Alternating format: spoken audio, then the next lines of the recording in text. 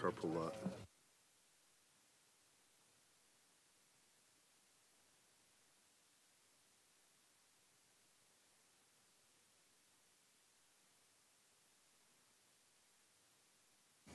The last minute that we would be able to be in council chambers. Because we are here in a large conference room, we do need to remember to push your microphone button to speak. You also need to have the microphone close to your mouth when you're speaking so the recording can pick you up. If it's too far back, they won't be able to hear you on TV, nor will Terry be able to hear you when she's doing the minutes. So please keep the microphone close to your mouth when you're speaking.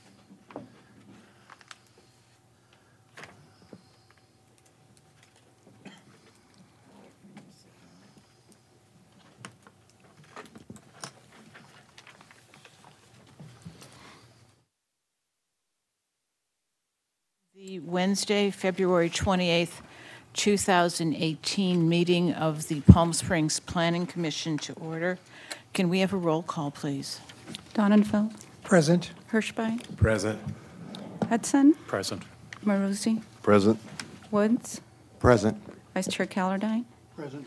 And Chair Wormick. Present. 7 members present. Can we have a report on the posting of the agenda, please? Madam Chair, the agenda was posted on Thursday, February the 22nd. This meeting has been noticed and posted in accordance with state law. We are at the acceptance of the agenda, and we had a question from one of our commissioners regarding the subcommittees that we currently have, and they had asked for a discussion regarding that. It was Commissioner Hudson. And we thought we would put it at this point in the agenda. So before we accept... Madam Chair, what I would recommend is that we have the Planning Commission vote on adding that as a discussion item to your agenda, and then we'll actually have it follow our unfinished business. Oh, okay. So that discussion will follow. Okay, so with the acceptance of the agenda, we would be adding an item at the end of unfinished business and before the Planning Commission reports for a discussion of the current subcommittees and how they're operating, transparency and other issues. So that will be an additional item. Do we have a motion? So moved. Second. All in favor? Aye. Passes unanimously. Okay, this is public comments. This time has been set aside for members of the public to address the Planning Commission on consent calendar and other agenda items and items of general interest within the subject matter jurisdiction of the Commission. Please note that the Planning Commission is prohibited from taking action on items not listed on the posted agenda. 3 minutes will be allowed for each speaker. Testimony may be given at this time or during public hearings.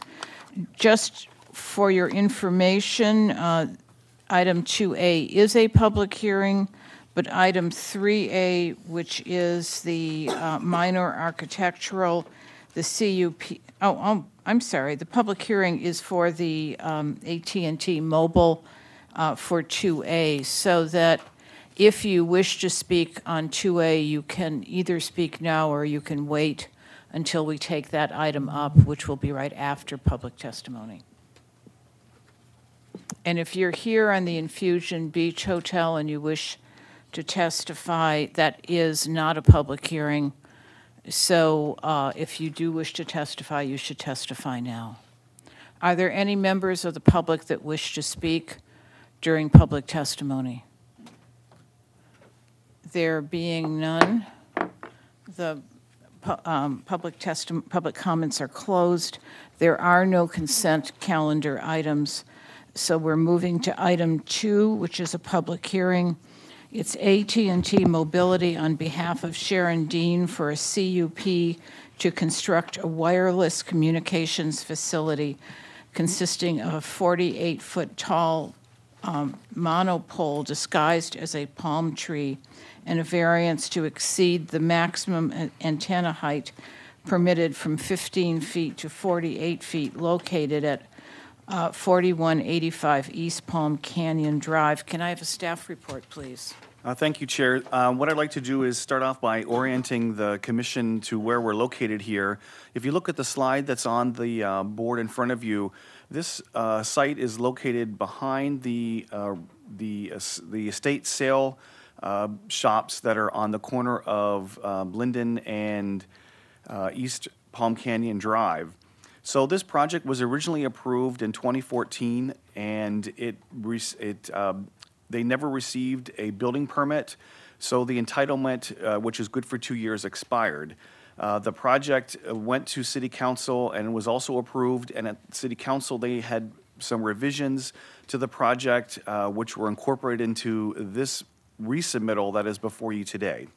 So if I could briefly go through the slides. Once again, this is located behind the estate sale company. East Palm Canyon Drive is to the top of the slide, and to the west or the left is the Mercedes dealership, and then to the bottom or the south is a vacant lot.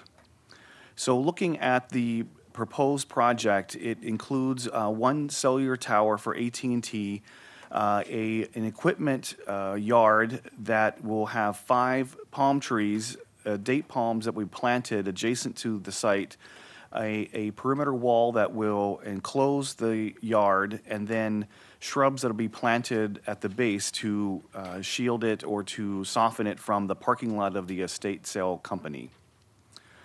This is a slide of the elevation of the cell tower. It is proposed to be 44 feet to the top of the arrays, and then 48 feet to the top of the palm fronds. It is to be built as a date palm with a trunk or a steel pole that would have texture to make it look like a palm tree trunk. You'll see that there is a 9-foot tall block wall that will surround the property, and it will be painted to match the tan or beige color of the buildings on the estate sale. This is another view of the elevation with the shrubs. Part of the review of the planning department to see if the pool is appropriate is to provide maps that show the coverage of the AT&T cell towers within the city. This is a map of the South Palm Canyon region. Right in the middle is a red dot with sort of purple or gray around it. This is the location of the proposed cell tower, and you'll see that the area in green or yellow is not present. When the cell tower is installed, the gap that is within service will be filled in with cell service. And this is a map showing the reach of this one cell tower by itself. In your packet, there are some photo simulations of what the site will look like when the tower is constructed. This view is looking from the corner of East Palm Canyon Drive and Linden, across the street from the Parker Hotel. This site is looking again from across the street, East Palm Canyon Drive, from the Parker towards the site. This is a view looking towards the Mercedes-Benz dealership, which is in the back, which is the gray buildings. And once again, this is showing the cell tower with the proposed planting of the trees around it, the palm trees. And then this is a site towards a view towards the back of the Mercedes-Benz dealership towards the estate sale property. Earlier in discussions with the Planning Commission, there was some talk about the types of cell towers that the Planning Commission has approved in the past. This is a picture of a recent cell tower, the taller one, which was approved behind the Methodist Church. And this is a monopole that was designed as a Washingtonian foliifera. This is different than what is proposed today. They're proposing a date palm, which is longer fronds and not the sort of fan palm. And then this is a cell tower that was approved recently by the Planning Commission City Council. This is a tower, not a monopole palm. It's located behind the Vaughn Shopping Center. And a tower such as this could be co-located, or another cell service provider could be added to this pole. And if you remember, the Planning Commission required that the pole be painted a brown color so it blended into the mountain, which this certainly appears to be. So in your staff report, there are findings that the Planning Commission needs to make in order to grant a conditional use permit, and also findings to grant a variance. The zoning code allows poles at a height of 15 feet. They're requesting a greater height than that, so the variance is required. You'll also see before you there are several emails that were submitted by residents within the neighborhood. There's one from the Parker Palm Springs across the street, a resident of the Canyon Sands, which is adjacent to the Parker, and then another email from a resident. There are some photographs also that one of Planning Commissioner Woods wanted passed out. If we were in the other room, I'd be able to put them up on the screen, but we had to load our PowerPoint before we could get these. So those are in front of you also today. Terry, I think they're, Terry, are they, do you have them there? Or yeah, Terry's gonna, oh, they do have them, okay.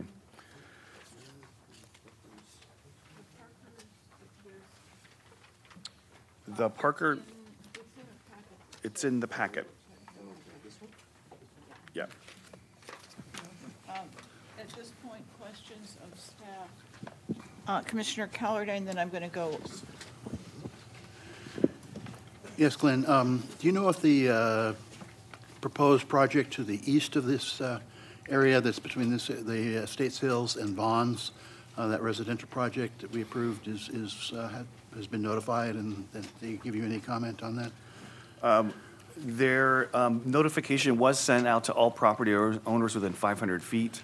Okay. And looking at the vicinity map, give me 1 second here. It should probably. Right, so the vicinity map shows that the property, and what's called Canyon View, Right. would have been notified. Okay, so they didn't have any comment on it? 'Cause they're No probably comment from the them. actually closest residential, proposed residential out there. Okay. Commissioner Donenfeld? Glenn, I think I know the answer to this question, but I'm going to ask it anyway because it's a recurring problem here. These monopoles that are made to look like palm trees look fairly good when they're first constructed and erected and put up. But over time, they lose their fronds and they look worse than if there were no fronds at all. Does the city have any procedure in place, practice, policy, to periodically check the status of those cells with respect to whether the fronds are still there and whether they look good or tacky? Right, so the city does respond to code enforcement actions against the cell towers. So we don't particularly have a schedule where we go look at them once a year. You'll see in the revised conditions of approval that were passed out to you today that it includes a maintenance for this specific tower itself. Does the city have any policy on what these cells should look like? In other words, when a provider, a telecommunications provider comes to the desk or comes to the planning department to discuss one of these proposals, do you go through the various technological alternatives for cells today, or do you just rely on what the applicant is first asking for? In terms of if it's a palm or a pole? Exactly. Well, the zoning code does not specifically give us design guidelines as to if it's a pole or a palm. It's discretionary approval through the CUP process. And we've seen either palms or palms approved by the Planning Commission City Council. And the city has no overall policy with respect to a preferred device? That's correct. We don't have a policy relative to either monopalms or monopoles. As you'll recall, in the past, we've held a study session on this topic. At that point in time, the City Council had a different opinion about the issue than the Planning Commission did. I don't know if that's still the case today. We do have new members of City Council, and as this application goes through the process, it will be interesting to see how they react to the design of this particular cell tower, and that might establish policy. Yes. Just for the public's information, the Planning Commission had preferred a pole so that it could be co-located, and the council went back and forth, I believe, including on one project where they came out both ways, but tended to go for palms.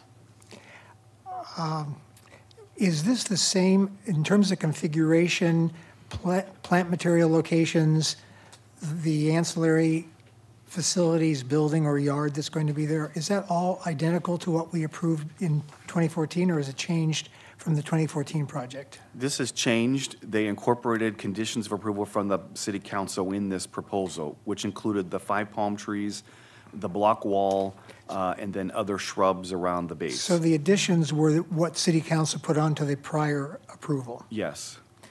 And finally, my question is, we have a letter here from a gentleman who lives at 2520 South Linden who claims that he should have received notice with respect to this proposal. Is he within the area where notice is required? I would have to check. I can show you once again, the vicinity map, which shows the area within 500 feet. I'm not quite sure where he's located exactly. There are apartments that are farther down Linden. Let me see if I can get to the aerial. Were there any notifications to homeowners and residents? Along Linden. Yes. If they were not within the 500 feet, then they would not have gotten it, but we do send out notice to all the neighborhood representatives within the area, and there were 5 neighborhood notices that went out via email. Okay, thank you. Commissioner Hirschbein? Thank you. A couple of things. What is the property, the empty lot to the south zoned, and are there any, has planning been in any discussions with the property owner about what their intent was to develop that parcel? The properties from East Palm Canyon down Linden to the Arts District is Zone C2. There's no proposal for the vacant lot to the south to be developed at this time. So you've had no discussions with the property owner about what they're contemplating to do at that site? No. And I also wanted to reference the letter from Eric Dufour and Andrew Sawyer. I had a question about whether they were should have been noticed in that 500-foot radius or not as well. But in addition to that, it sounds like this guy or one of the two guys knows what they're talking about. Like I said, it sounds like they do. I don't have any way to independently evaluate that myself. But I was wondering if staff has read the memo and has evaluated whether their claims about locating the, adding additional antenna to the existing poles behind the Rimrock Shopping Center has any merit. I have not evaluated that. I don't know if I'm technical enough to do that. We would rely on the applicant. Well, the applicant's gonna tell us that they want what they want, but Perhaps let me respond to that. You, as the Planning Commission, review the applications that come before you. The application is to consider a cell tower on this particular site. They have a signature from the property owner, meaning that they have approval to proceed with this site. We cannot direct them to other sites. This is the application. We review it for conformance to our code requirements and make our decisions accordingly. no, I'm not asking them to pursue another site. I'm just asking whether there's some independent way we can, I mean, we're given emails from the public to evaluate them and to guide our decision-making process, whether we agree with the letter or don't, you know, that's up to us. But I was just wondering if there was some independent way that if we could evaluate the claim, and if there is, and it's true, then maybe there's another finding that I would make.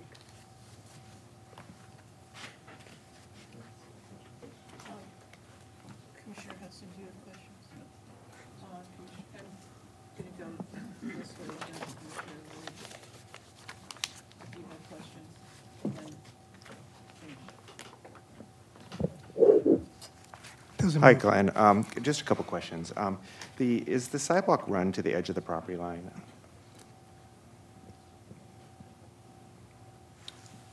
The sidewalk along Linden, you're talking about in the very top? Yes, it appears there's a sidewalk that comes off of Palm Canyon. Yes.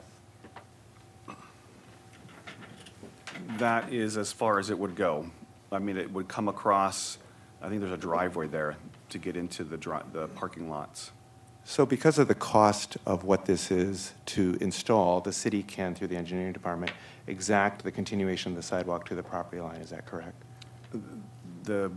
It would be a public improvement, so it could be asked for. The engineering department is not part of their conditions of approval. Okay. But traditionally, if you hit a certain dollar amount within a project, you can ask for the public improvements. City engineer here. It's based on the application type, not necessarily the dollar amount. And so it's the scope of the application that we would be able to ask for certain improvements versus other types of applications where we don't. And I just would like to say that as we're moving towards a walkable community, it's something we may want to consider in the conditions of approval. The other question I have for you, this is not a separate parcel, but just a piece of land within an existing parcel? That's right. It's a leased area within a larger parcel. So if we provide a CUP and the CUP runs with the land, Yes. it and runs with land. we have a code enforcement problem, as what was brought up earlier, does that go against the property owner then, not necessarily this tenant? If there would be some citation or fine, it would be levied against the property owner, and they would have to negotiate with the leasee. Okay, on that type of thing. And then the other thing I was going to ask or just mention for the benefit of the entire commission is that in my experience in running these, you do want to put a timeline on for them to repair something. If the fronds are blown through a windstorm and they're notified, it's tradition that I have experienced to put like a 2-week timeline for them to actually respond, because without that, they could take 20 months or 20 years.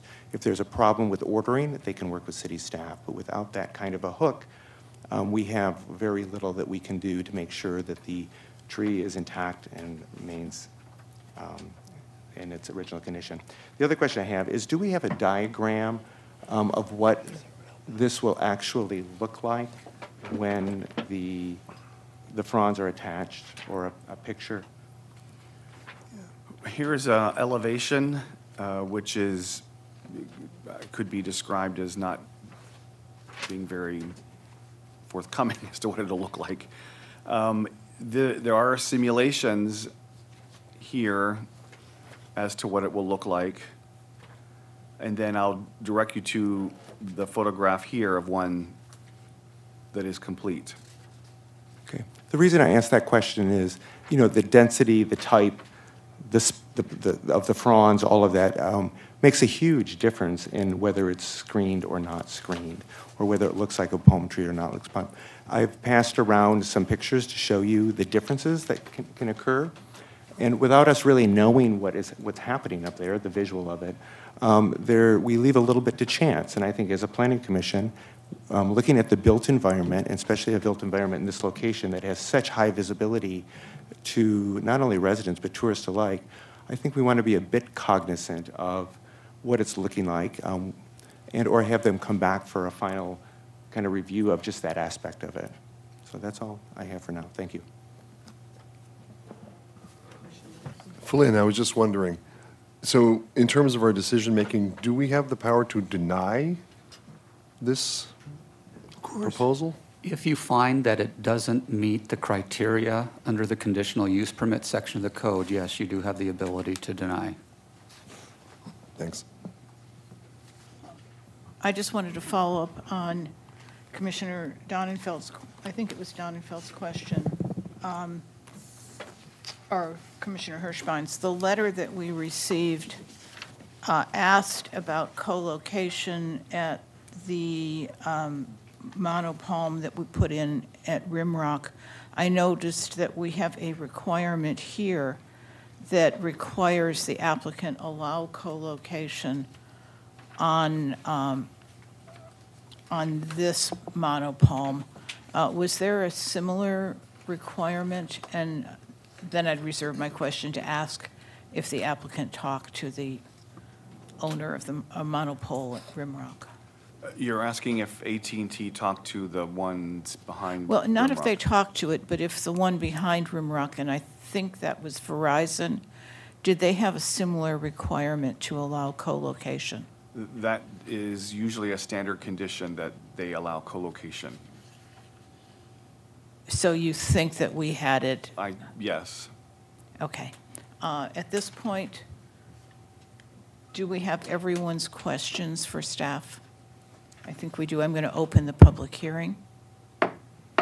And is there a member, is the applicant here? Yes. Would you you have 10 minutes if you would like to make a presentation.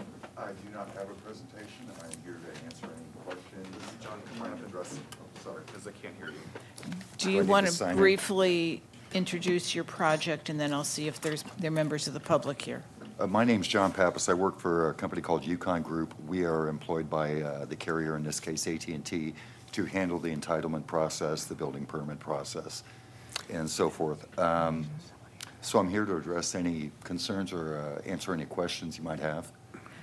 We'll do that later. Let me see if there are any members of the public here who wish to testify. Are there any members who are here to testify in this item? There being none, please, would you please come forward, and then we'll bring you back. Get up. And you have 3 minutes. I won't take 3. My name's Jacqueline Kramer. I live in Canyon Sands. And I live actually off Seven Lakes, so I will probably hardly ever see it, except when I round the corner. But my neighbors certainly will. And I think they are concerned about this. And also, if they build the housing project next to Vaughn's, opposite Vaughn's, and I would not like that if I were buying a new home.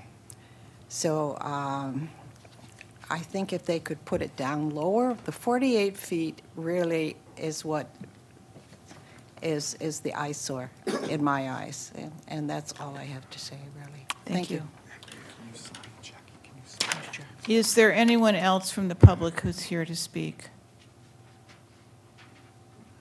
There not being another member of the public, I would ask the applicant back. Do you have a rebuttal, or should I close the public hearing? I'm going to close the public hearing, and at this point, we'll take questions of the applicant. Come on up. Do people have questions of the applicant? Commissioner Woods.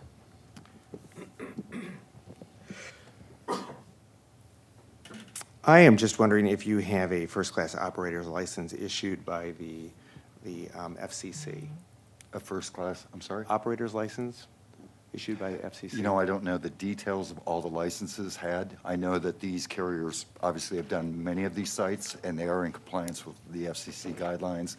We, as part of the submittal, we may have an FCC a statement, a document that asserts that we will comply with FCC guidelines.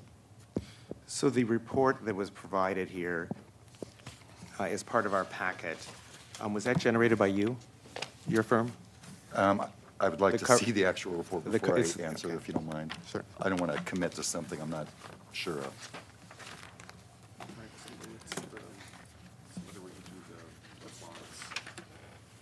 Are you asking about the FCC, this letter? This letter is produced by AT&T, which asserts that we are going to comply with FCC guidelines. It is produced by AT&T.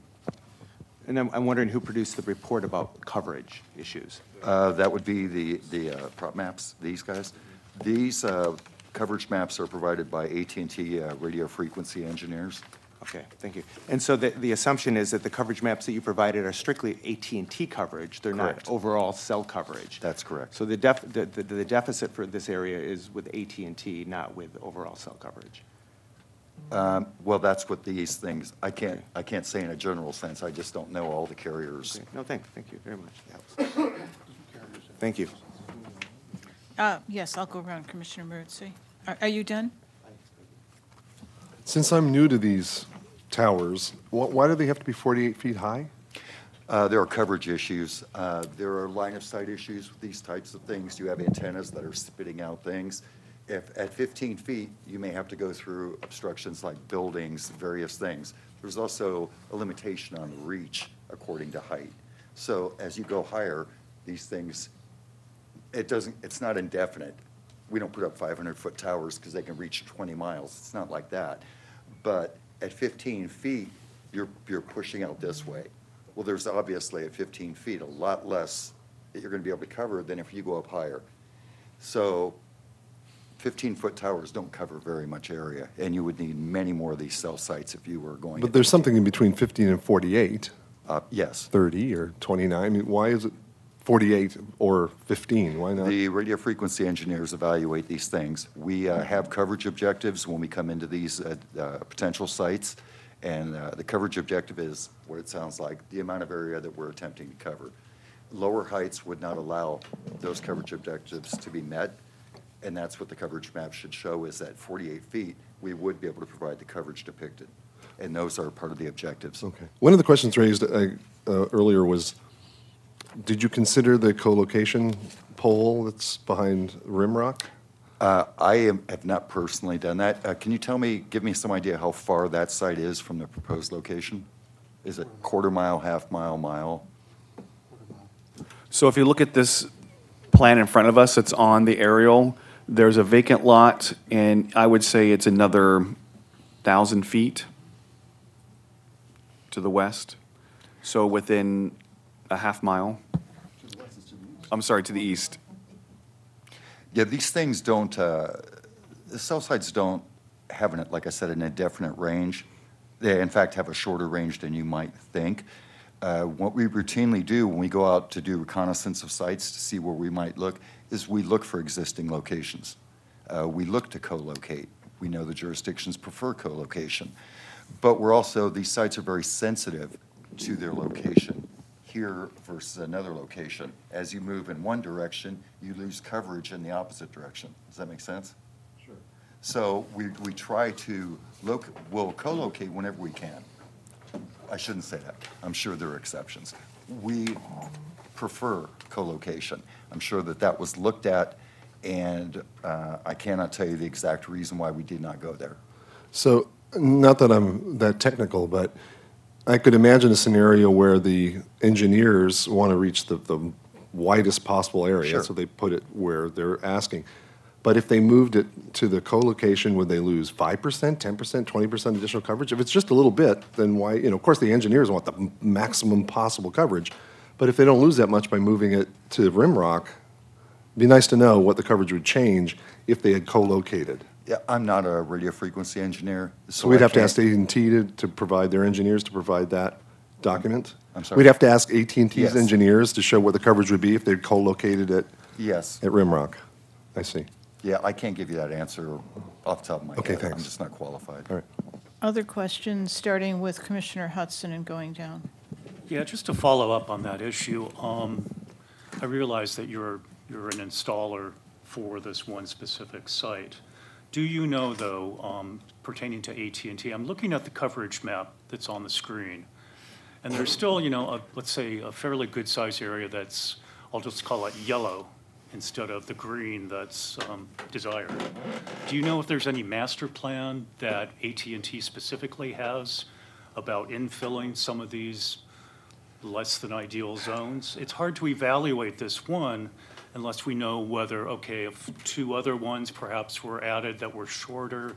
It's a cumulative thing. And, geez, we went through all these issues. Peter, you had the question, the comment. We had so many meetings and so many towers that we reviewed a few years ago, and all of these issues came up. So anyway, my question, I think, pertains to, are there any other proposed sites that you know of? And specifically just for AT&T? Not that I know of. As I said in the opening, I do not work for AT&T. I work for a different company. That limits my visibility, as you might imagine, into the inner discussions of AT&T. So to answer your question directly, no, the answer is no, I do not. Commissioner Hirschbein? Yeah, I think I know the answer to this, but I just want to go on record, have it go on record.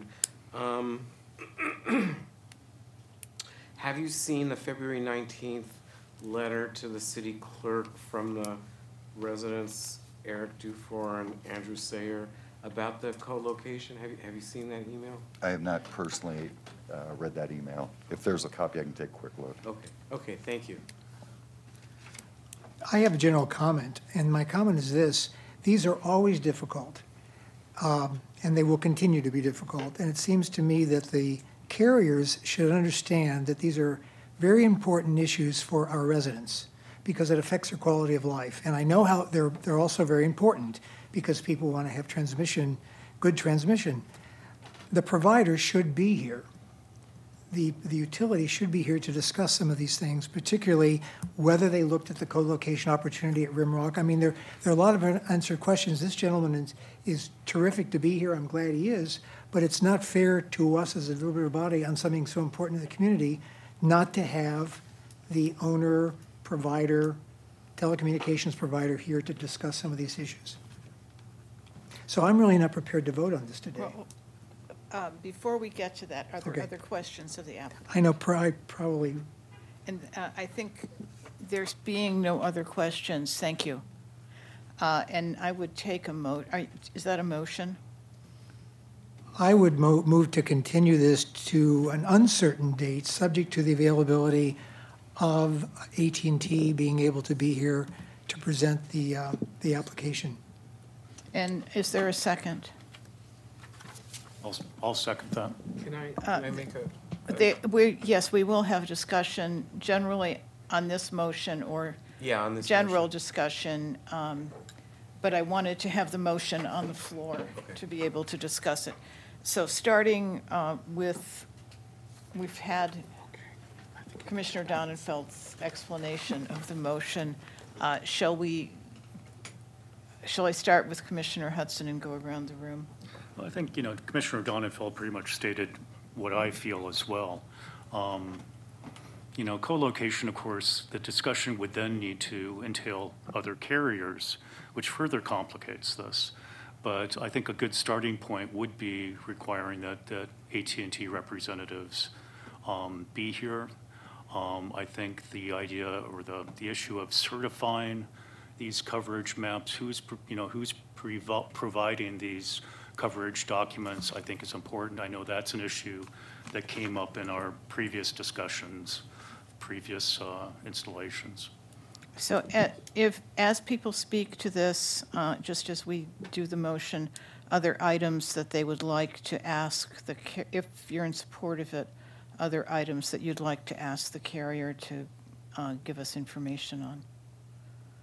Commissioner Hirschbein. Yeah, so I would like to recommend or require that the carrier be provided this email and at least have an opportunity to comment on it, because to me it brings up some important points, and I'd like to make sure that they've seen them and can react to them. And I like Commissioner Hudson's idea that there be some sort of independent analysis of both the proposed site by the applicant as well as the co-location site, because like I said, they're going to want what they want, and I would like to see some sort of independent analysis. Commissioner Donenfeld. I would really not like to add that to my motion because I think that puts a very heavy burden on our staff and our city. If we have to provide an independent consultant on each and every cell location matter, it's going to be quite costly for the city to engage those kind of services, and it will take quite a bit of time. So you've rejected the amendment. Can I just explain it for a minute? I'm not saying the city should pay for it. I think the carrier should pay for it. Well, if the carrier pays for it, then one could argue that it's not an unbiased report. If it's from an independent. But it's being paid for by the carrier. How unbiased is that? Well, don't EIRs get paid for by the developer? Well, the city pays for. Reimbursed by the developer. They're reimbursed. It's reimbursed, but the city pays. It's basically a city contract with the provider, not the developer. The city calls the shots on that report. Madam Chair, if I might just Yes. interject with this, what we might ask the applicant to do is to have the engineer who prepared the maps to come and testify at our next Planning Commission meeting. In addition, another suggestion that I might make is based on your comments and your questions, you might request that the applicant also provide coverage height or coverage maps at a height that's lower than the 44-foot height that they are requesting, so that you can see the difference in the maps at a lower height. And the co-location site. And the co-location site. The problem with the co-location site is, again, they're not requesting approval of that site. Yeah, can we? But we can talk about the availability So of that I think site. both of those are good suggestions, and are they acceptable to the maker of the Yes, motion? they are. So I'm going around, it's discussion, you're next, and it's on this motion or additional items that you'd like to ask on. I'm finished. How much, a question for staff, how much discretion do we really have in terms of requiring that they look at or even use the co-location site? I mean, that's a contract with another private developer. It's difficult for us because, again, as I had explained at the beginning, when you have an entitlement application, it's for a specific site. The discretion is not given to the Planning Commission to direct them to seek other sites. It's either it meets the criteria for this site or it does not, and you may find that maybe it doesn't. I don't know. But we cannot necessarily direct them. What we can ask them is, did they consider the other site? And we would want to have testimony to that at the next meeting, because Yeah, I that was think not would be answered fair today. To ask that question. I don't think we can require them to do that, use that other site. Commissioner Mertzi? So can we ask them to provide a coverage report for the co-location site? We request it? That becomes a little problematic because, again, it's not the site that is the subject of this application. If we requested it and they agreed, is that a problem? If they agreed to provide it of their own volition, they're more than welcome to do that. So how would we communicate to them that it would be They're- helpful if they did They're this? hearing your discussion today. All right, very good. That would be my request, and I think that's part of the motion, right? Yeah. Commissioner Woods? I would agree with the motion. I would just ask the applicant to come back with a much better depiction of what it's actually going to look like. As an example, our staff showed some pictures earlier, and on the paddles, there's those that were camouflaged and those that weren't camouflaged. It made a massive difference. I think as a planning commissioner, one of my roles is really about the built environment and ensuring the built environment melds well with our environment. So I would just ask if you could come back with better detailing on that. And the reason I say that is there's all kinds of variants out there. And we just want to ensure that we're getting a quality product if we're going to screen it. Can I ask you a question? Do I need to come up there? At this point, no. Okay. Not unless one of the commissioners wants to ask. No, I think if we're coming, if Right. the motion passes, I just think coming back with better detail. Right. So at this point, we have better detailing, and this isn't part of the motion, but I'd like, when this comes back with staff, to look at the issue of a 20-day notice to repair if we end up doing a palm.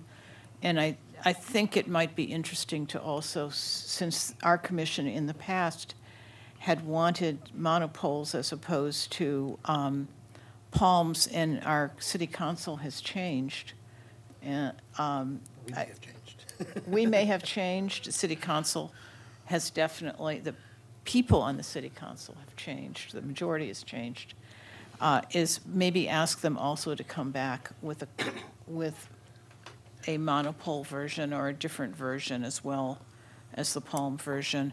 And also to specify, I think you talked about specifying the number of fonts, the density. Franz, yeah. I know this is a little bit unusual, but I might ask for a straw poll of the Planning Commission in terms of a preference of the monopole versus the monopalm, just so that we don't have the applicant do extra work that may be unnecessary at the next So meeting. if you are interested in a monopole, if you feel strongly about monopole versus monopole, Can I add just a qualifier to that question? Because when we went through this, as I recall, the preference was for monopoles, but with extensive landscaping natural palms around them. So I think the question needs to include, if it's a monopalm, it will also include real palm trees as a way of disguising or so blocking the view of If it's the a monopalm or a monopole? if it was, monopole. if it was a monopole, there are three versions. A monopole with nothing around it. Anybody in favor? No. Okay, a monopalm with palms around it and shrubbery as a preference. So we have two, and a monopole as a preference. So you have 2 to 5. Okay, so it might be safe to recommend that the applicant come back with a monopole design with the palm trees as currently indicated on the site plan to screen the monopole. And so that way the applicant does not need to come back with additional drawings as to the monopalm and the number of fronds, et cetera. Okay. So we have the motion, and then we had one request. And so restating the motion, we wanted the applicant to come back with the engineer who prepared the coverage maps and to bring back the maps at both 44 feet, and are we looking at 30 feet? What would be the other alternate? Because we talked about 2 different alternates, so does somebody have? I think 30 feet was. Is 30 feet acceptable to you? I guess my question would be, how many of these do we currently have at 48 feet outstanding? And if not, what is the typical height for these towers? The typical height is around 45. There are some that are 60 feet that the Planning Commission has approved in industrial areas, but the normal height is anywhere between 40 and 45. There are some actually at 38, like the one that's on this So do you want to picture. look at 38? I would think 38. And 40. And 45 too. Yeah. So looking at the 2 lower versions, for the general public, the 15 feet in our zoning code is obsolete and wouldn't work. We determined that that basically doesn't work in the past. So we're looking for the engineer to come back.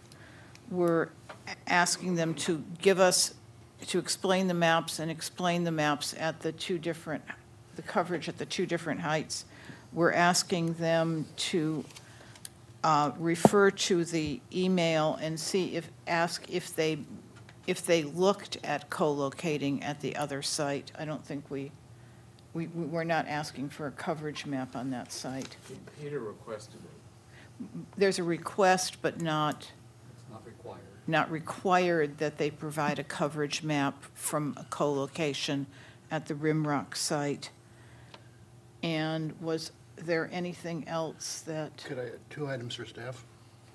One, can we check on whether the people at 2520 Linden actually did get a notice? I did look on Google Earth, and it looks like they're within the zone, so they should have. We'll go ahead and provide you a copy of the notification list. And then I did have one question on the exhibit we got today. It's listed as 4185 East Racket Club Road at the top of the conditions. I didn't know if that's an error or. That will be corrected. Okay, can we just get that so the address is correct? So we had that request, a request for staff to look at a maintenance timeline for maintenance repairs that may have had more to do with the monopalm version, but a maintenance timeline for repairs. I think that's still critical to have a maintenance timeline in there. And sometimes repainting of the pole, things like that, if there's graffiti, other items are always critical. This is still going to the council anyway, isn't it? So it might be good to have that information for them, even if we adopt a monopole. But a maintenance timeline and was there anything else that I've missed? Can I get a point of clarification, because I'm not very clear? I'm sorry. I thought the vote was to come back with a monopalm with palm trees around it. Am I mistaken on our vote? The proposal was a monopalm.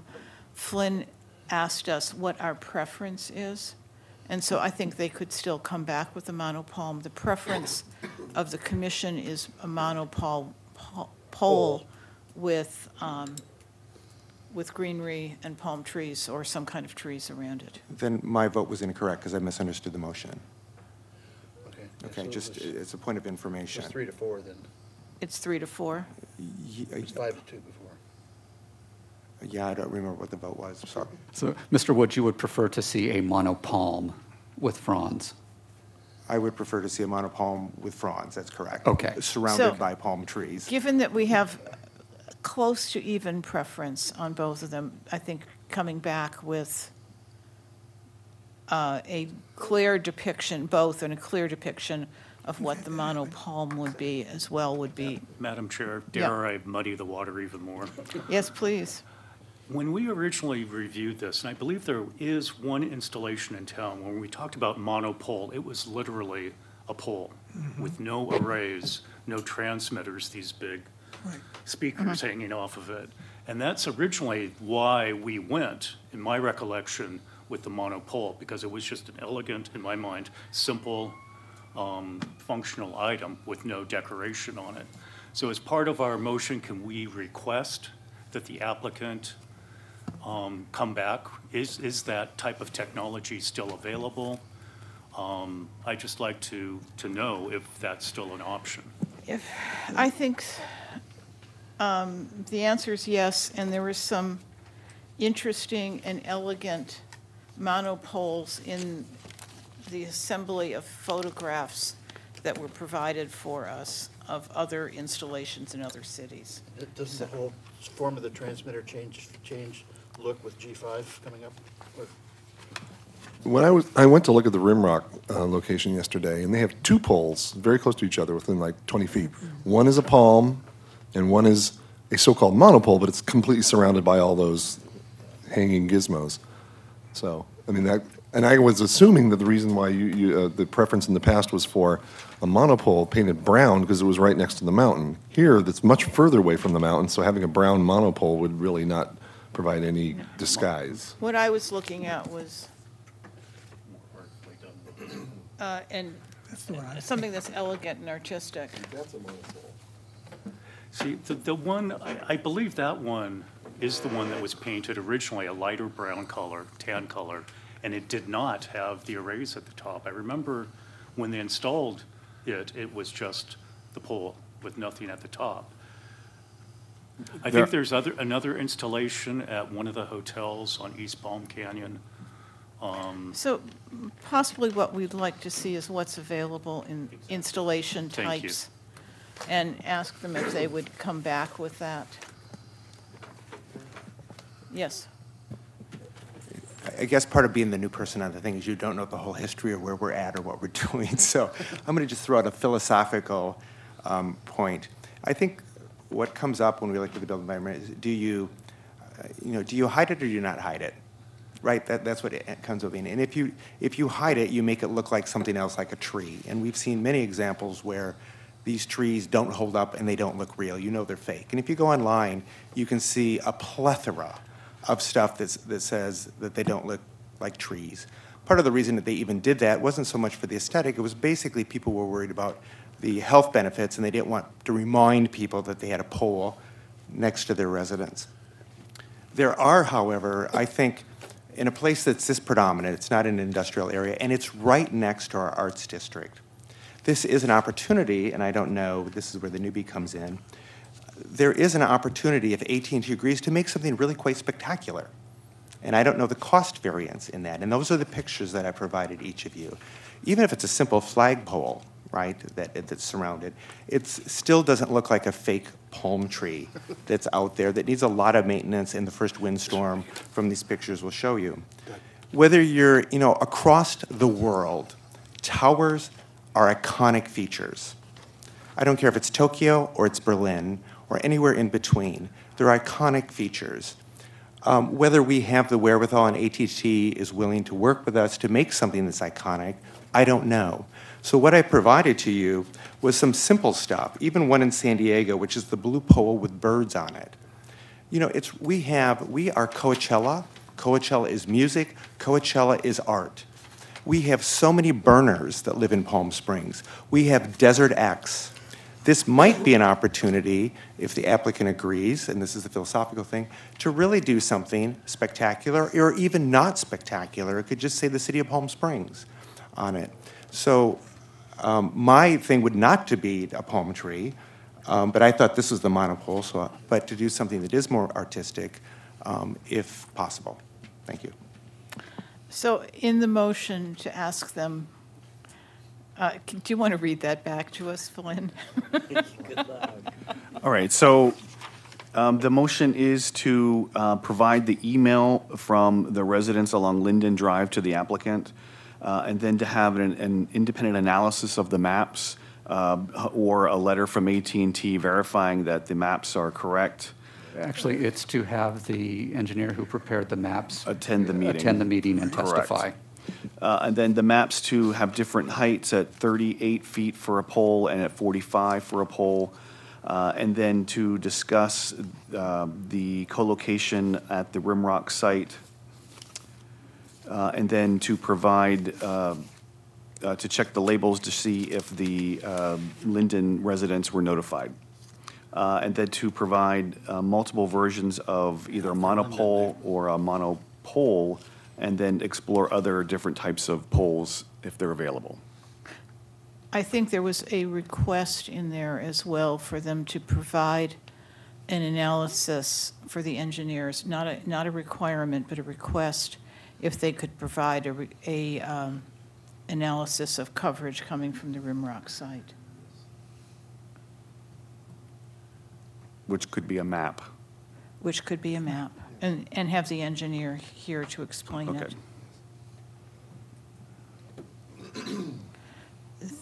That being reread, I would have you call the roll on the vote. And this is a motion to continue to a date uncertain, Flynn, because we don't know when they can attend, so it'll force you to re-notify. Okay, so it's a motion to continue with conditions. Donenfeld, Yes. Hirschbein, Yes. Hudson, Yes. Morosi, Yes. Woods, Yes. Vice Chair Callardine, Yes. and Chair Womack. Yes. Motion passes 7-0.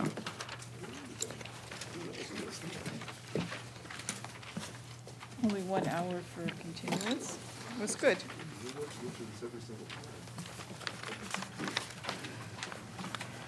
This is trash now, right? Do we have to Yes. keep these agendas, this item? Do you, Trash. I like that place where I usually Okay. sit, because they've got, at the end, all this storage area. It's dangerous. Sure. 5 minutes, no? Sure. Why not? That's gone.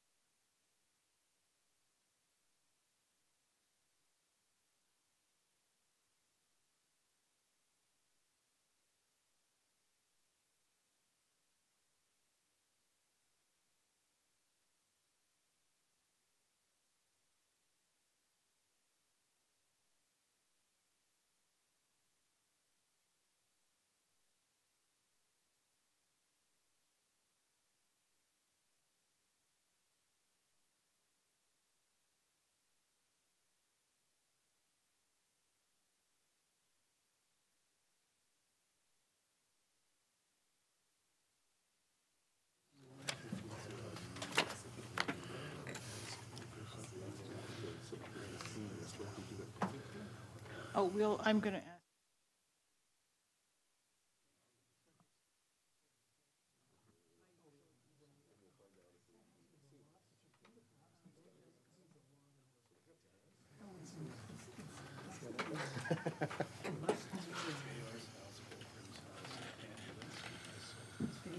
Did he sell his house up there? Where?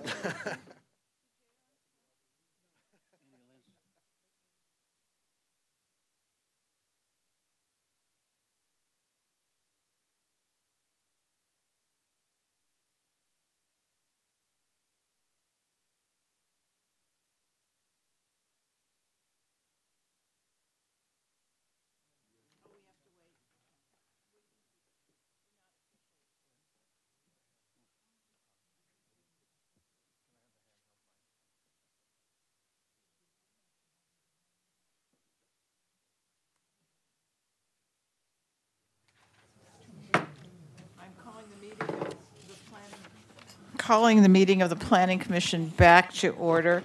We're on item number 3, unfinished business.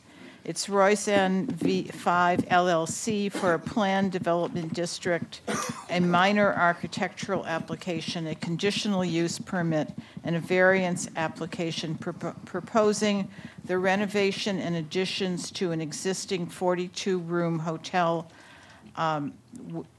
which will add an outdoor music venue and outdoor restaurant use and outdoor cocktail lounge and support spaces at the Monroe Hotel located at 1900 North Palm Canyon Drive. And this, we've had this in front of us 3 times, twice now in session and once in a study session. Just to go over where I think we are so that we don't go backwards. We went over the issues, the general issues with the variance and issues with the music and entertainment hours. We looked at conditions. We edited the conditions staff presented, and a red line version of the conditions was sent to everyone. Hopefully you've had a time to look at that.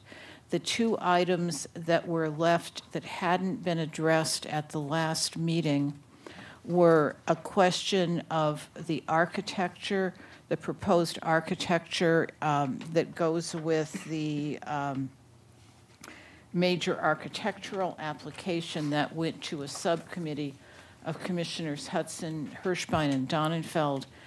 And then the 3rd item that was in front of us was a discussion of public benefit.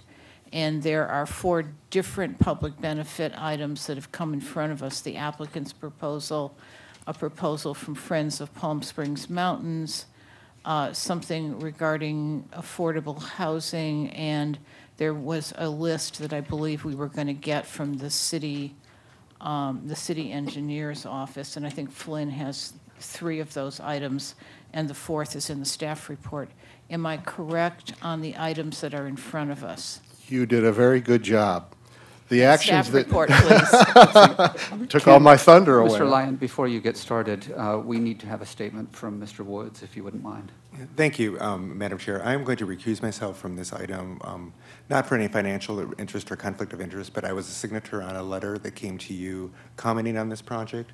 I also was not present during the part of the public hearing to hear testimony from the public, and you've gone through several meetings, and I think it would be unfair of the public for me to participate in this discussion, so I will recuse myself. Thank you. Thank you, and we will find you when we go to the next item. No, I believe the recusal would require that he leave the room. Staff report, please. Thank you, Madam Chair. As you summarized my staff report very well, this has been before you a few times. The action that you took at, I believe it was your January 10th meeting, was to approve the conditional use permit for the outdoor food use, to approve the conditional use permit for the cocktail lounge use, and to approve the conditional use permit for the outdoor sound stage / entertainment venue. The items before you for consideration that are remaining on this project are the minor architectural application, which addresses a couple of building additions that I'll explain to you, as well as the Plan Development District. The Plan Development District in this case is being used to seek relief from certain development standards of the underlying zone and of the city's parking ordinance.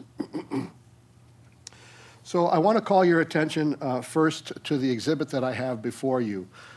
If you recall, and I'm going to step up to the board and point here so we can get this a little bit clearer and faster. There were originally three components to the architecture. There's a food service prep building here, there's a freestanding bar here, and then you may recall in this location there was what we were calling a ticketing/security building. It was about an 1,100 square foot single-story building that was, as the name implied, was their ticketing and security functions for this outdoor use. They have, through the process since your last commission meeting, deleted this building. So this building is now gone. The only two components of architecture or building that's being proposed at this time is the freestanding bar here and the food service prep building, which is here.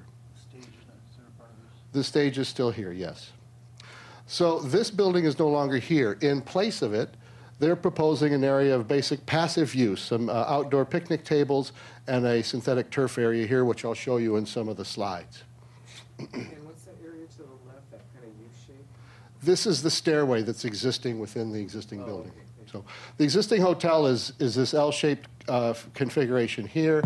Within the existing building, there are some areas here that's currently their laundry facility that will be gutted and converted to toilet facilities to support the larger population of people that will be out here in this pool and entertainment venue area. And just to give you some other indication on the site plan, this is existing parking, okay? This is Palm Canyon Drive here, so north is up. Indian Canyon Drive is over there. It takes access to it here. There is a stairway here, stairway here, stairway here. The primary entrance into the hotel is here, and there's a covered porte cochere that exists that's right here. The applicant thus far in this project has constructed the pool, the perimeter pool barriers, and the raised platform here, which is the sound stage and also for additional dining.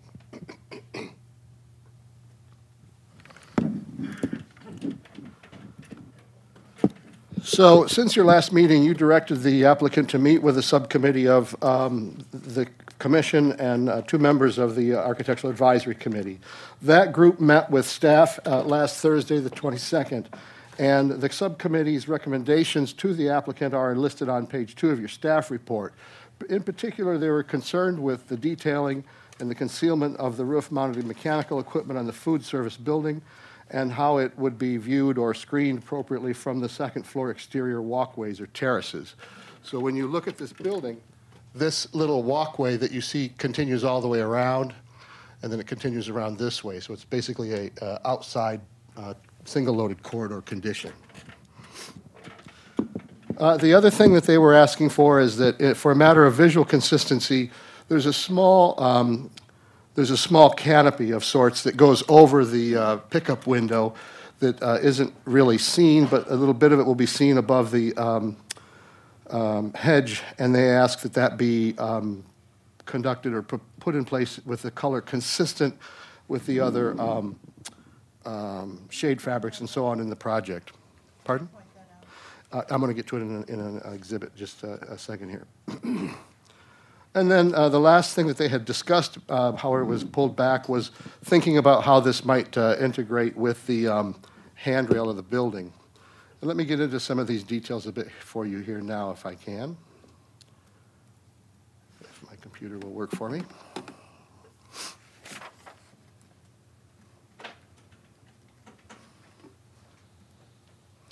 Okay, so on this image, what you're seeing here, which is very simple, this is almost like an architectural permit drawing, but this is the facade along Palm Canyon. This second one here, can you guys see this, me moving the mouse here okay? This is the area where the cabanas are within the pool area. This is the raised platform that will be used for the sound stage and outdoor dining at a raised platform when there isn't outdoor entertainment. This is the portion of the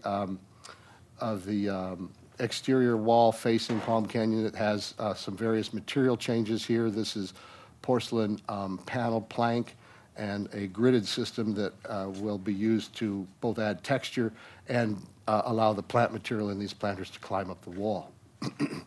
This is a small area that is the food service building. It's very hard to see. It's kind of a utilitarian building that's kind of tucked in at the back side of the building. And then this that you see here in the lower left corner is the freestanding bar. Freestanding bar. These down in this area here are just elevations of the freestanding bar. So here is a little bit larger detail. This is, of course, the interior of the food service building. This one here in the center is the freestanding bar. And then this area here with the synthetic grass and some picnic tables is where the security and ticketing building used to be. And now this is simply open space that will serve as ancillary to the pool terrace area. These are details and elevations, oops, I'm sorry, details and elevations of the food service building. So the issue that the subcommittee was concerned about is there's a good bit of mechanical equipment, as you see in this drawing here, air handlers, makeup units, exhausts, and so on. And this is the outside second floor terrace or corridor that feeds that's used to access the second floor hotel rooms. And the concern was that this parapet wall be done in a way so that it effectively screens the view of this equipment while providing an attractive surface or face as you're walking down this particular corridor. Now, I would note that this particular corridor that's on the south edge of this building is a bit like a back hallway. There are no rooms that face onto this part of the balcony. All the rooms face either east or west. So the building basically connects. This part here is the kitchen building, and this here is the outdoor passage at the first floor and the outdoor passage at the second floor. So the building basically touches right there at the railing, and then this is the area where the parapet will rise up to screen the existing equipment. In the staff report on the last page, I discussed this briefly. When we were with the subcommittee, we were looking at how this particular parapet gets articulated. And when we left, the idea was that this would be a continuation of the lower wall. Now, in the drawings that they've done, and this has been put together very, very quickly for today's meeting, so I apologize on behalf of the applicant that we've had them scramble these last couple of days. But the detail here that I have asked them to clarify and revise, I'm going to enlarge this just a bit so you understand my concern here. Oh, my goodness. Bear with me a second. I lost the page. Okay. So the issue at hand here is this is the wall of the new food service prep building, and this wall needs to continue up right here, not be set back here. And this was simply a detail that we didn't clarify well enough as we were sort of parting the discussion at the committee meeting. But this parapet wall or the screen here is going to be brought over in alignment with the existing wall so that this doesn't become an area where trash and things can collect and that would become a maintenance problem. Okay, get this back down to normal. So as you look at this building, you realize that, whoops, I'm sorry, you realize this is basically a utilitarian box that's sitting basically between the hedge of the pool terrace area and the dumpster and the pool equipment on the east side of the building. So there's not much of it that will be seen, and I'll show you the images of that from the street in a moment. This is the pickup window, where the servers will come and pick up the meals and serve them to the patrons. And this small thing here is a simple canvas canopy that the subcommittee asked be put into a color that's consistent with the fabric canopies that they're using throughout the complex.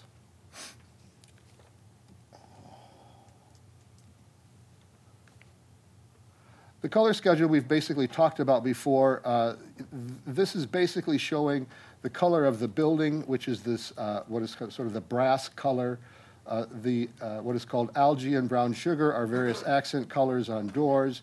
The charcoal is a color that's used as an accent both inside the rooms and at the front access wall along Palm Canyon. And then, of course, the red is to signify the color of the clay tile roof, which is existing to remain.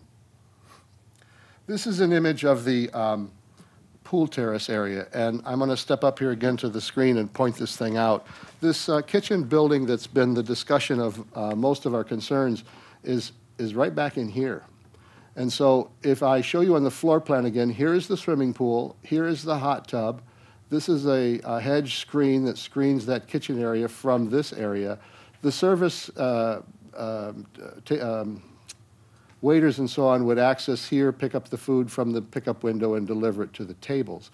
This little thing that you see here is the little canopy that we're talking about.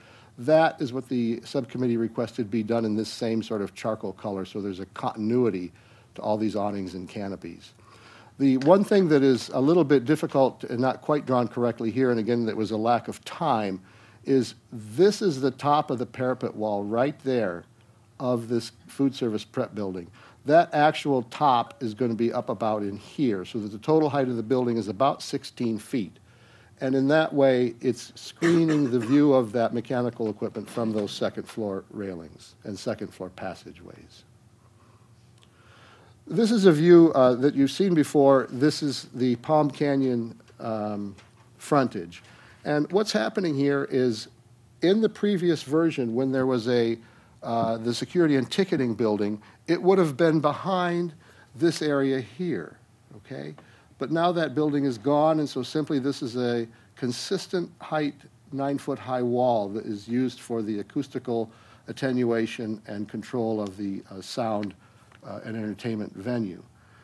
This is a small image of the monument sign, which I think I have a better copy here. This will be done in a weathered steel with a push-through LED letters, and then this material, which was approved as a porcelain enamel plank wood look, will also be brought over here. So they're bringing materials together to tie this whole thing into a cohesive composition. Oops. This is the area that used to be the ticketing and security building. So what they've done here is this is concrete beneath here. So they've put this in with synthetic grass. It does have drainage under it, and then a small area here that will be used as sort of a breakout area for people to sit down and have basically, casual seating. This little area here is the ramp that goes up to that elevated stage or platform, which is here to the left. Oops. This is the existing condition along in the Indian Canyon Drive frontage. Most of their landscaping is mature and has been pretty well maintained. We've identified in the conditions of approval that the landscaping does need to be filled in where they've got some gaps to achieve the standard 50% live plant material in the landscaped areas. This is an area where they've been doing some landscaping areas. This, again, will be filled into a more complete level to meet the city's 50% cover. And this is simply an example that shows how they're bringing those same colors into the rooms themselves. Let me just take this all now back to the, I wanted to show you also one more thing here. Bear with me a minute, please.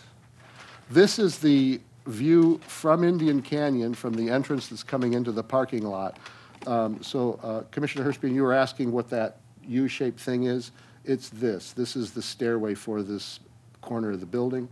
This is the trash enclosure. This is the pool equipment, and tucked back in here is the actual back edge that you can just see above these other walls of the food service. This, again, they have not had time to correct this, but this will come up about another 5 feet to approximately here, so that these surfaces will, and the materials and equipment on top of this, will be screened from view from these terraces. And the surface here will blend with the surfaces you see on the rest of the building, so there's a cohesiveness, even though it's a very simple and utilitarian building.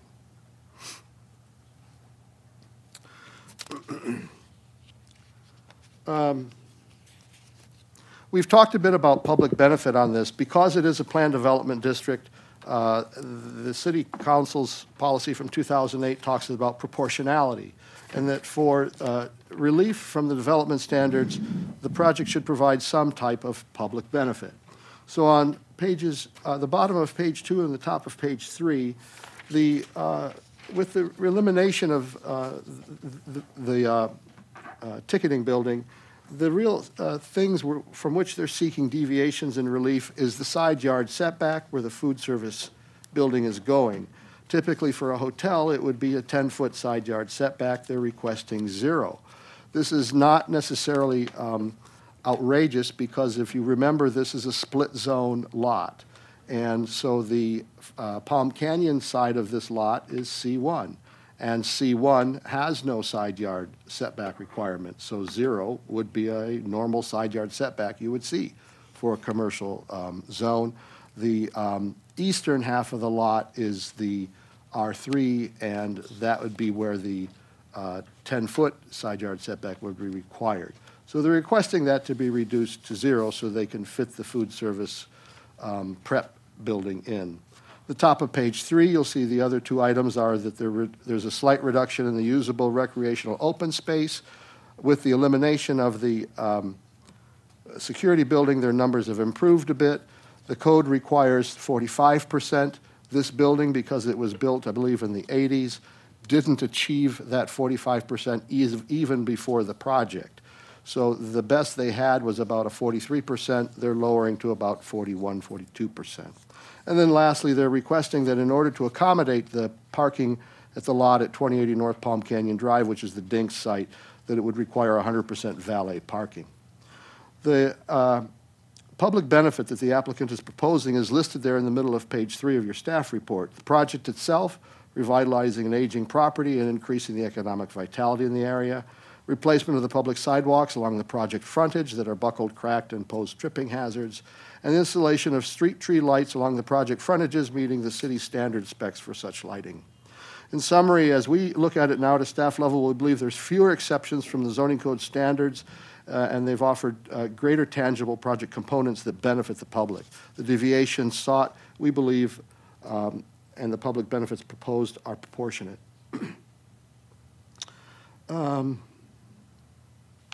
That concludes my staff report. The other thing I want to point out to you, behind the resolution is a copy of the conditions of approval that I've done as a track change. And what I did this to do was because we've had a lot of back and forth talking about what conditions we're adding and pulling out. And so what you see in the red on these conditions of approval are the ones that I've tried to capture that you gave to us at the last Planning Commission meeting on this project, so that it's a bit easier for you to spot. I want to also just point out a couple of things. In this gray panel in this document are some margin comments. And there's some simple comments there that we've added just to help understand on a couple of the conditions in which there was, I'm going to give you the example, ADM 12. The owners shall post signage at or near the entrance to the outdoor venue advising guests not to park in adjacent parking facilities or on nearby streets. And the note here I just want to point out to you is that the signage is informative, but the city cannot prohibit lawful parking on public streets absent a parking permit program. And that the enforcement of parking on other What? Is it in your conditions, Commissioner Wormick? There, right there. There, yeah, there you go. Yep, just the conditions, just the conditions. And just, you know, enforcement of parking issues on other private lots would be the responsibility of those adjacent property owners. So that's the nature of, that's why you're seeing all this red in these panel comments on your conditions.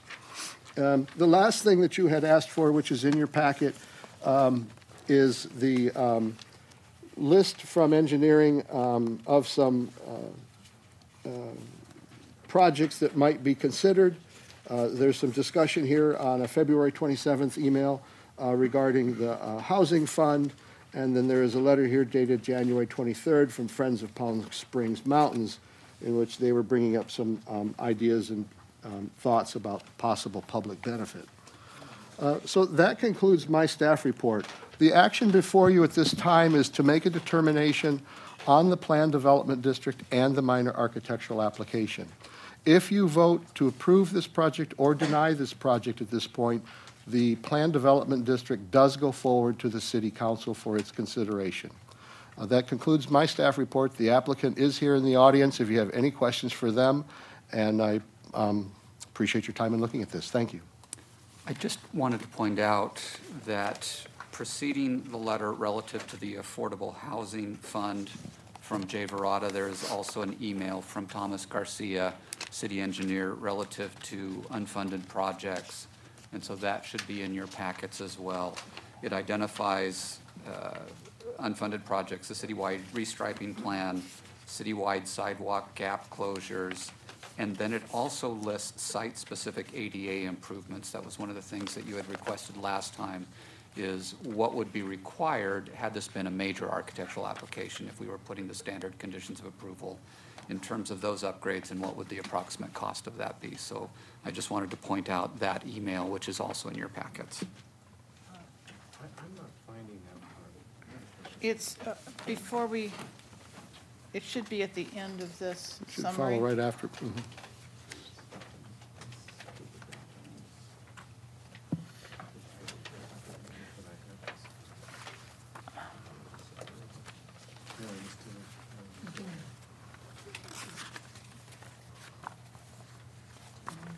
Is it there?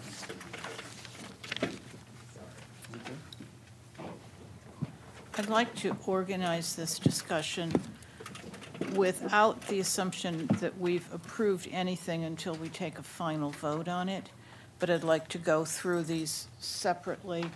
The first, I'd like people to go through, if they've had a chance to read the redlined conditions, and see if they captured the comments that people wanted to include. I know it doesn't include the public benefit at this point in time, but do those conditions, take this, then we'll go to the architectural with a report from the committee, and then lastly, we'll go to public benefit. And then take a vote, an overall vote on all aspects of the project, so every it would be a unified vote on each of the. Madam Chair, if I can just jump in, we need to take individual votes, one on the Plan Development District and then on the architectural application. Right, and I think last time when we did it, we had a discussion about that at the last meeting, that we took them one by one, but I think what we want to do is make sure that we've got the whole project together, so take things tentatively until we get to a final on everything. I just want to take the whole project as a whole.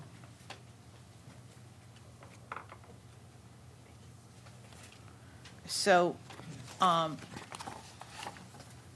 questions of staff on the conditions of approval and the changes, starting with the Vice Chair, Gallardine. Thank you. Quick question for Ken, and then I've got a couple on the conditions. How many parking spaces are there on the current site? Probably like 55? 59. Okay.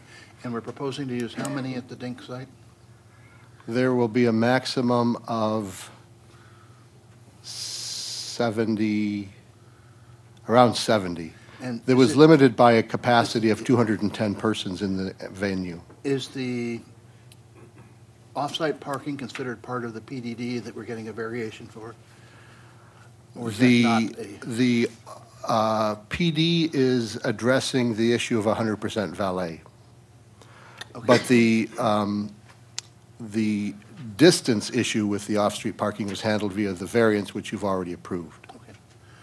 But roughly, in a very rough, if we look at the, which parts of this project the parking is focused on, we're having more than a doubling of the intensity in some sense of the use on the site.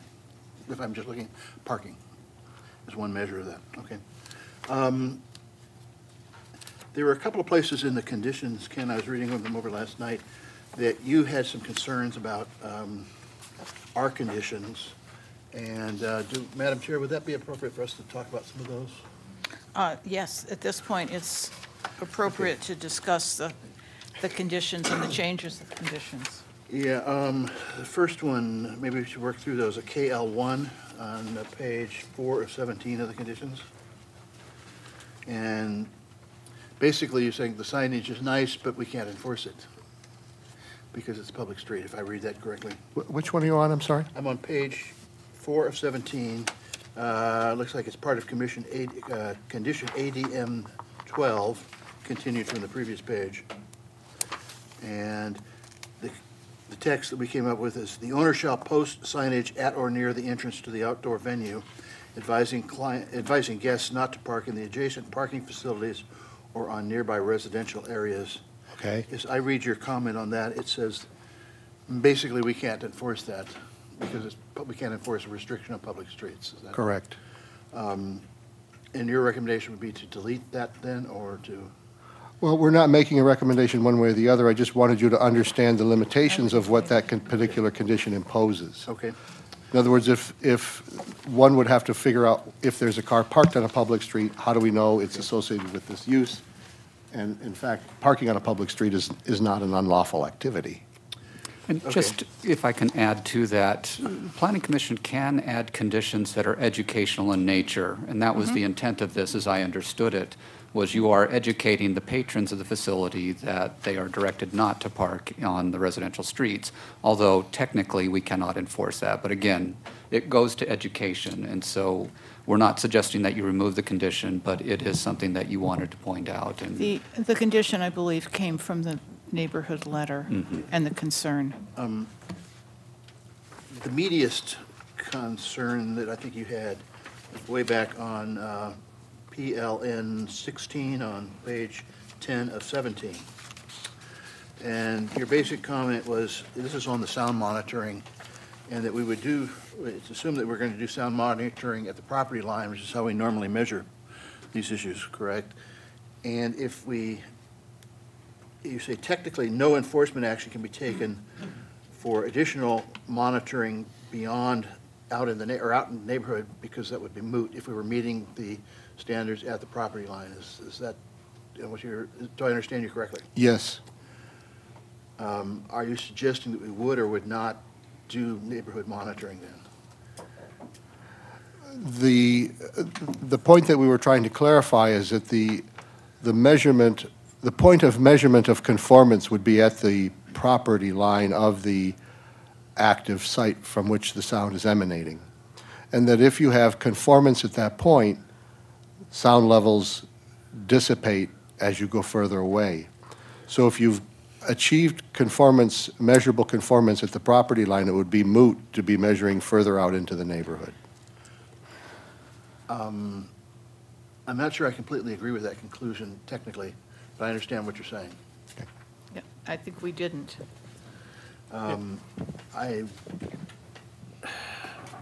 There's a whole lot of other things that can be happening that can cause the sound to be perceived out in the neighborhood as being greater than it might be at the property line. If I could just jump in briefly on that. I don't know that the comment is intended to suggest that sound would not be perceptible at a greater distance from the site. I think it's intended only to communicate that as the code is currently written, if a property falls within the noise limits that are established and measured at the property line, from a code enforcement perspective, there would be no remedy for the perceived noise going beyond the property line and being identifiable at those locations.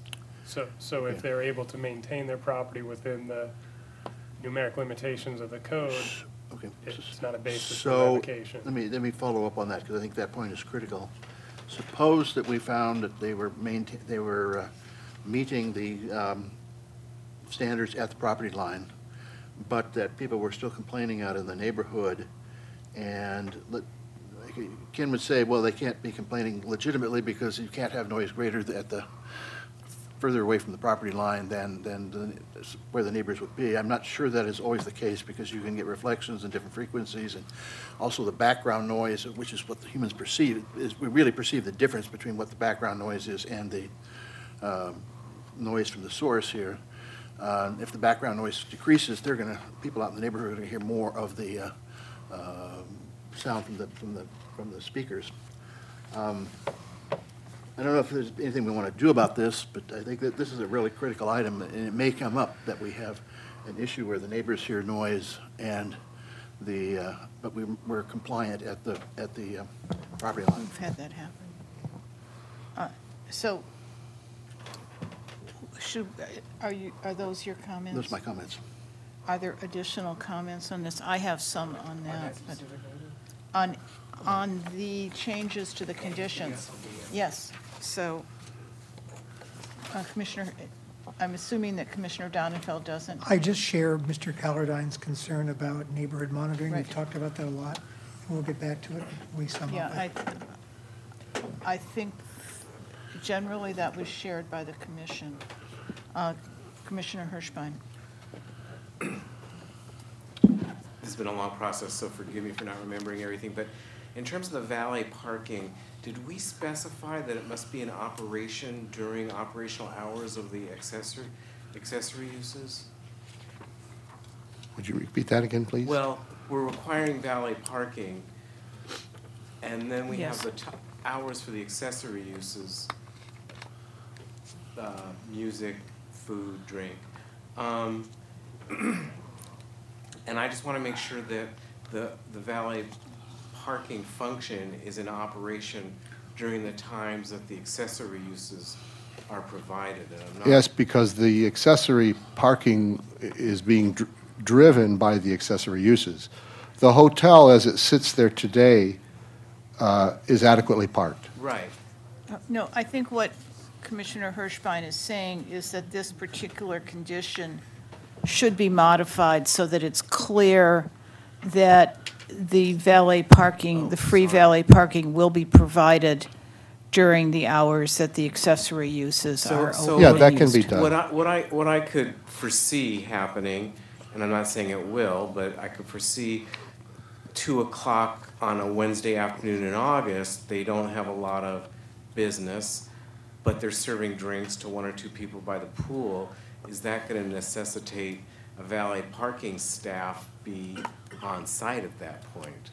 Well, in your discussion at the last meeting, it was agreed that, in your discussion, if the hotel was not fully occupied, and there were spaces on the hotel site that were not being used, that people coming to the other accessory use venues could park on the hotel site.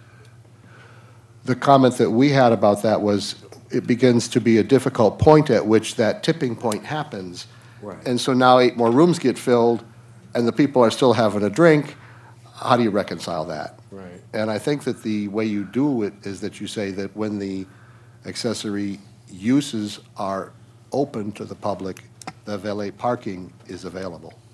At all Otherwise, you have no way of knowing, like, those 8 more rooms get filled, Okay. and you've suddenly allowed people for the restaurant use to park in the hotel lot, and now the people that are coming to check into the hotel, the lot is full, now they're getting pushed over to the valet lot. So I think to solve that problem, you really need to put the valet function into use during the hours that the accessory uses are open. Yes, that was my point, and I'd could like to this- make that explicit in the Can the conditions. city attorney just write that language, give us language back for when we approve this on that item? So other items that people had concerns or questions about? Commissioner Ken, Murphy. on page 8 of 17,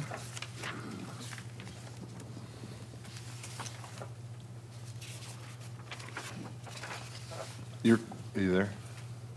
Yeah. Okay. Your comment that it's not appropriate to condition a future use requiring free valet parking, that's understood. Okay. Now, though, when it says under I would say that you need to be more specific, for use as parking for infusion events. That way it covers any issue of dinks being used for something else in the future. But when there is when the valet parking is necessary at 2080 North Palm Canyon Drive, it is for infusion, that there's no charge for the valet parking.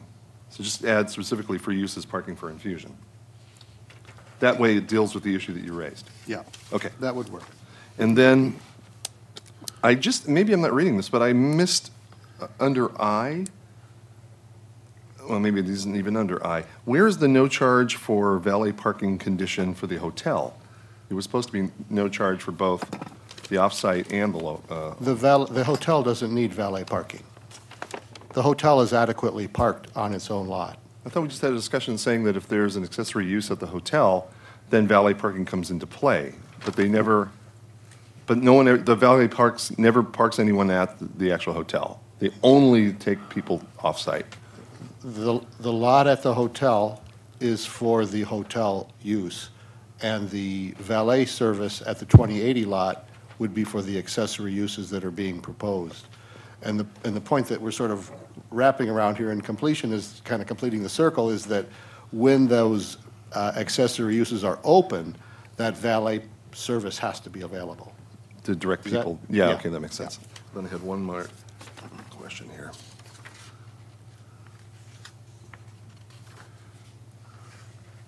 And that's regarding the sound issue, so that's it. Thank you.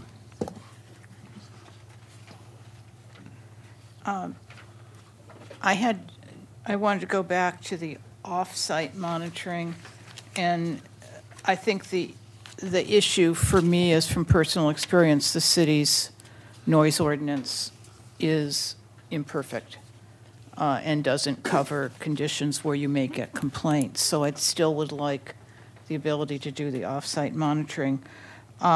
We had in the definition of, I just want to make sure, the outside ambient music, the sound system cannot employ subwoofers, and I think what we defined ambient as is the city's noise ordinance or the lower requirements of the noise ordinances, no subwoofers, the lower bass. I think the part that you're referring to on page 11 of 17 is under amplified music. Right. If the applicant put in subwoofers, would this void their approvals? That's a question. If the applicant were to install subwoofers, it would be in violation of the conditions of their approval. And so they would, if it was determined or discovered, they would be sent a code enforcement notice that they're in violation of their CUP and that those subwoofer components would need to be removed. Okay. And that's a condition the city can enforce? Correct. That's just, the concern is enforceability. I know that the lower base levels we don't have a monitoring system yet for, so the subwoofers are really, the no subwoofers are really important. I just want to add, there's always standard language in our conditional use permit applications that if the applicant is in violation of the conditions of the conditional use permit, there are procedures to revoke the conditional use permit. So that's another method of enforcement that's available.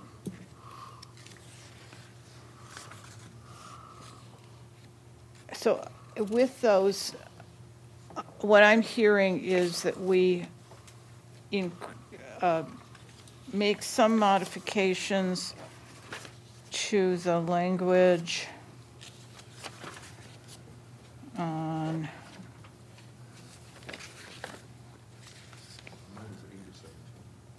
yeah, 8 of 17. And those two modifications that people suggested were no charge for the valet for the accessory uses of the Infusion Beach Hotel with no comment about the parking at Dink's, and the second, that valet services need to be available during the hours that the accessory uses are open. And what I also heard was that the commission thought we should keep the language that might be educational or advisory. So why don't we go from this, nice job, thank you. Go from this to their conditions on the design. I think they're PLN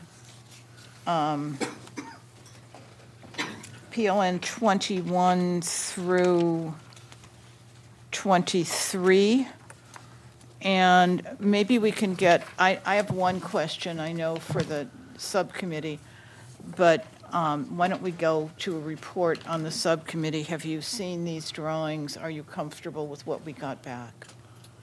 And Yes, Commissioner thank you. Hudson, if you don't mind speaking, can you tell us who else was on it with you? Mr. Hirschbein unfortunately couldn't make it, and unlike what you stated, Commissioner Donenfeld was not on the subcommittee. So it was myself, Maria Song, and Tom Jakeway of the AAC. So it was three of us, and then, of course, Ken Lyon. First of all, the applicant, it was really good discussion. The applicant had a presentation, some material that clarified, I think, the subject matter greatly.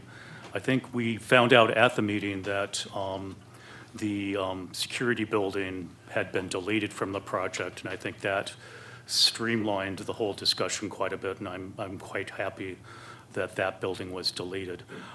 We did spend a lot of time talking about the food services building and the parapet, and the documentation that the applicant is providing, I think, is very encouraging, and I appreciate the quick turnaround on it. We had discussion as well about the new monument sign for the project being now a steel instead of this monolithic sign that's there now. We discussed the front wall along Palm Canyon and the nature of the materials there. Again, all around, it was a very successful discussion. I was very encouraged. I think the applicant, like I stated, really came through with a good presentation and some good documentation. I don't know if other people have questions. I have two, so. I just have one question. Ken addressed this before, and you saw it. With respect to that little serving window and the awning where the service staff would go to get the food, it looks to me as though if you were sitting in the pool area, that line of ficus hedges, if they're whatever they are, would totally obstruct viewing that function. You won't see that person picking up the food, will you? You won't see any of that. You might see the awning. That's correct. Okay. That's a good job. I think that's very good. Thank you. We commented on that as well. And so again, I thought it was very encouraging, that progress.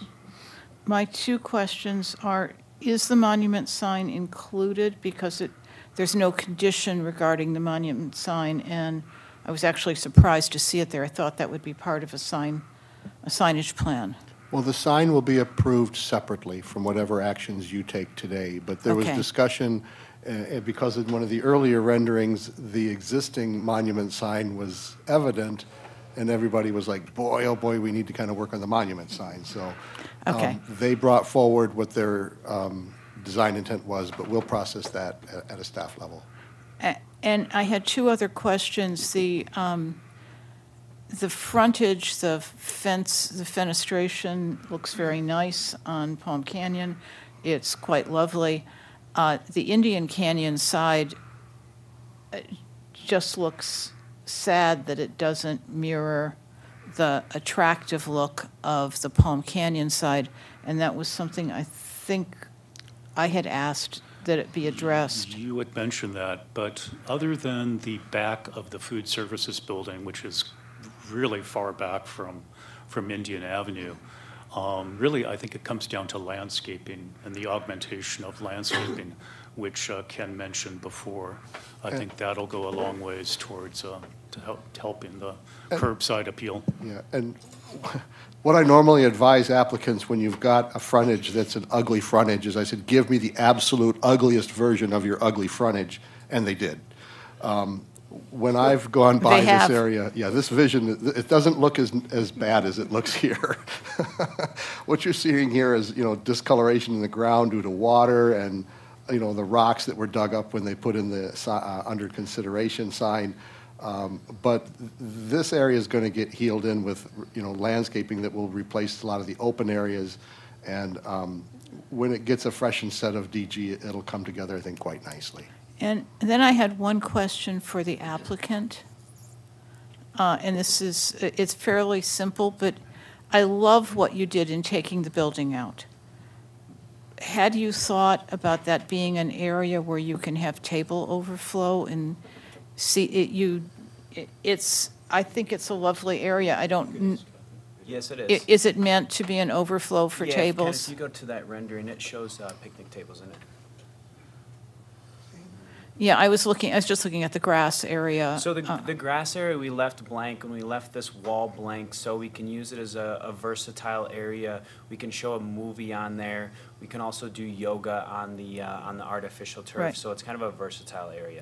No, and that was really my question, was that I wanted to let you use it as overflow if you needed to use it Absolutely. that way. I think that's Thank you. the end of the questions. Are there other questions? Are people generally satisfied with the minor architectural? Yes. Okay.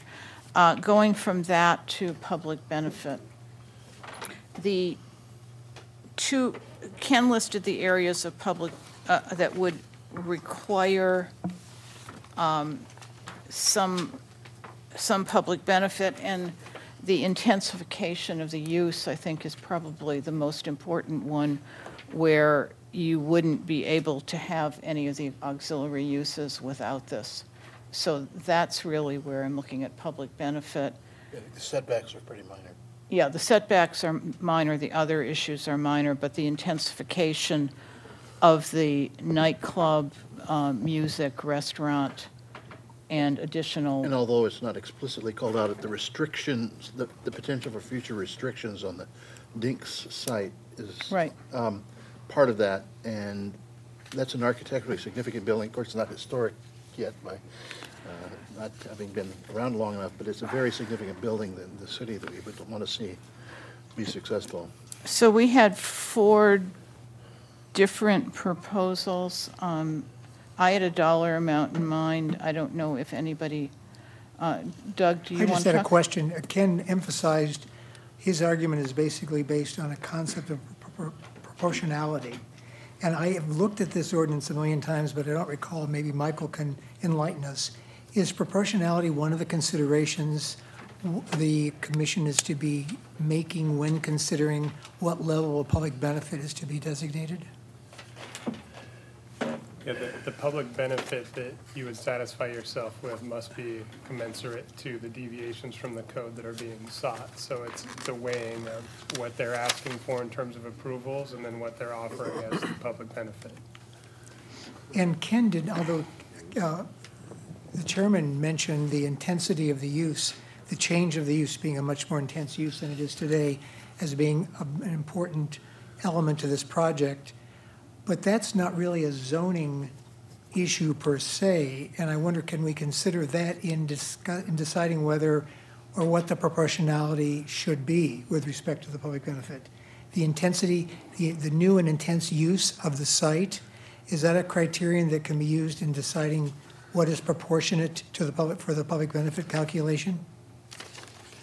I know we looked at setbacks and we're looking at other things that are development standards that are being in Valley Parking that are being changed in a land use permit. There are all sorts of other things.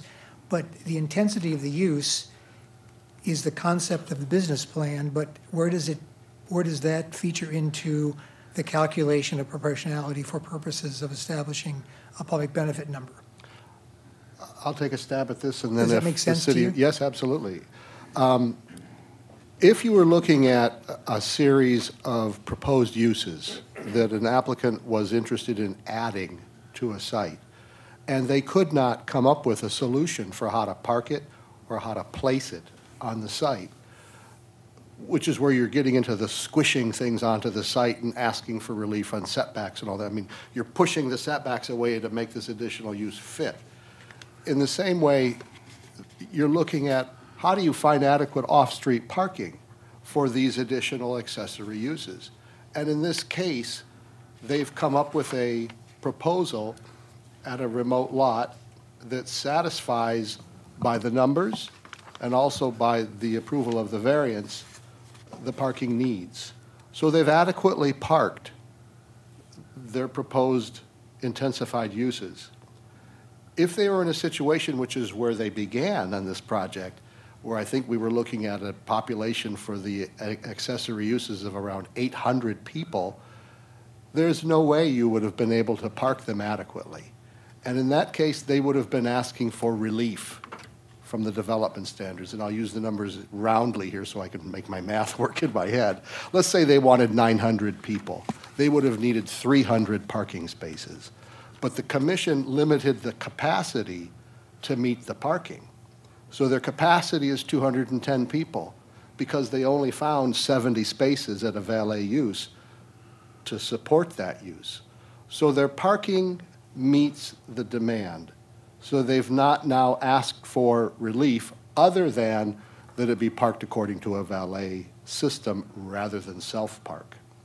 Does that answer the question? And what you're saying is the ability to house for a special event 200-plus people, that alone does not require any sort of a special consideration variance or waiver of requirements. It's the attendant issues that are requiring us to make these variance determinations. So the use itself is not to be considered. You know, our thought is, gee, they're going to have a very potentially active corner there, or a site there that they've never had before, and there are neighbors who might show concerns, and we as a planning commission are concerned about the livability aspect to this new and intense use. Having said that, is that a proper consideration to be making in determining what the size of the public benefit should be? The fact that the use itself could be problematic, I'm not saying that it will be, because it's so much more intense than it's been in the past for the neighborhood and for the surrounding area. They're going to have to, I'm sorry. Can we also hear from Flynn and the city attorney on this? I think we know your point of view, but I wanted to go a little further. I don't disagree with how Ken has presented and framed the issue. I think it's a bit hard to disentangle, but when we're talking about the change in use, a lot of that was considered and handled with the CUP to allow these types of uses on the property. And then as Ken has mentioned, parking has been addressed in terms of the quantified number of required spaces, but then made possible through the granting of a variance, and that issue was really related to the distance from the site. So what we're saying is what really triggers our public benefit consideration is the PD, and to what extent is that PD changing things?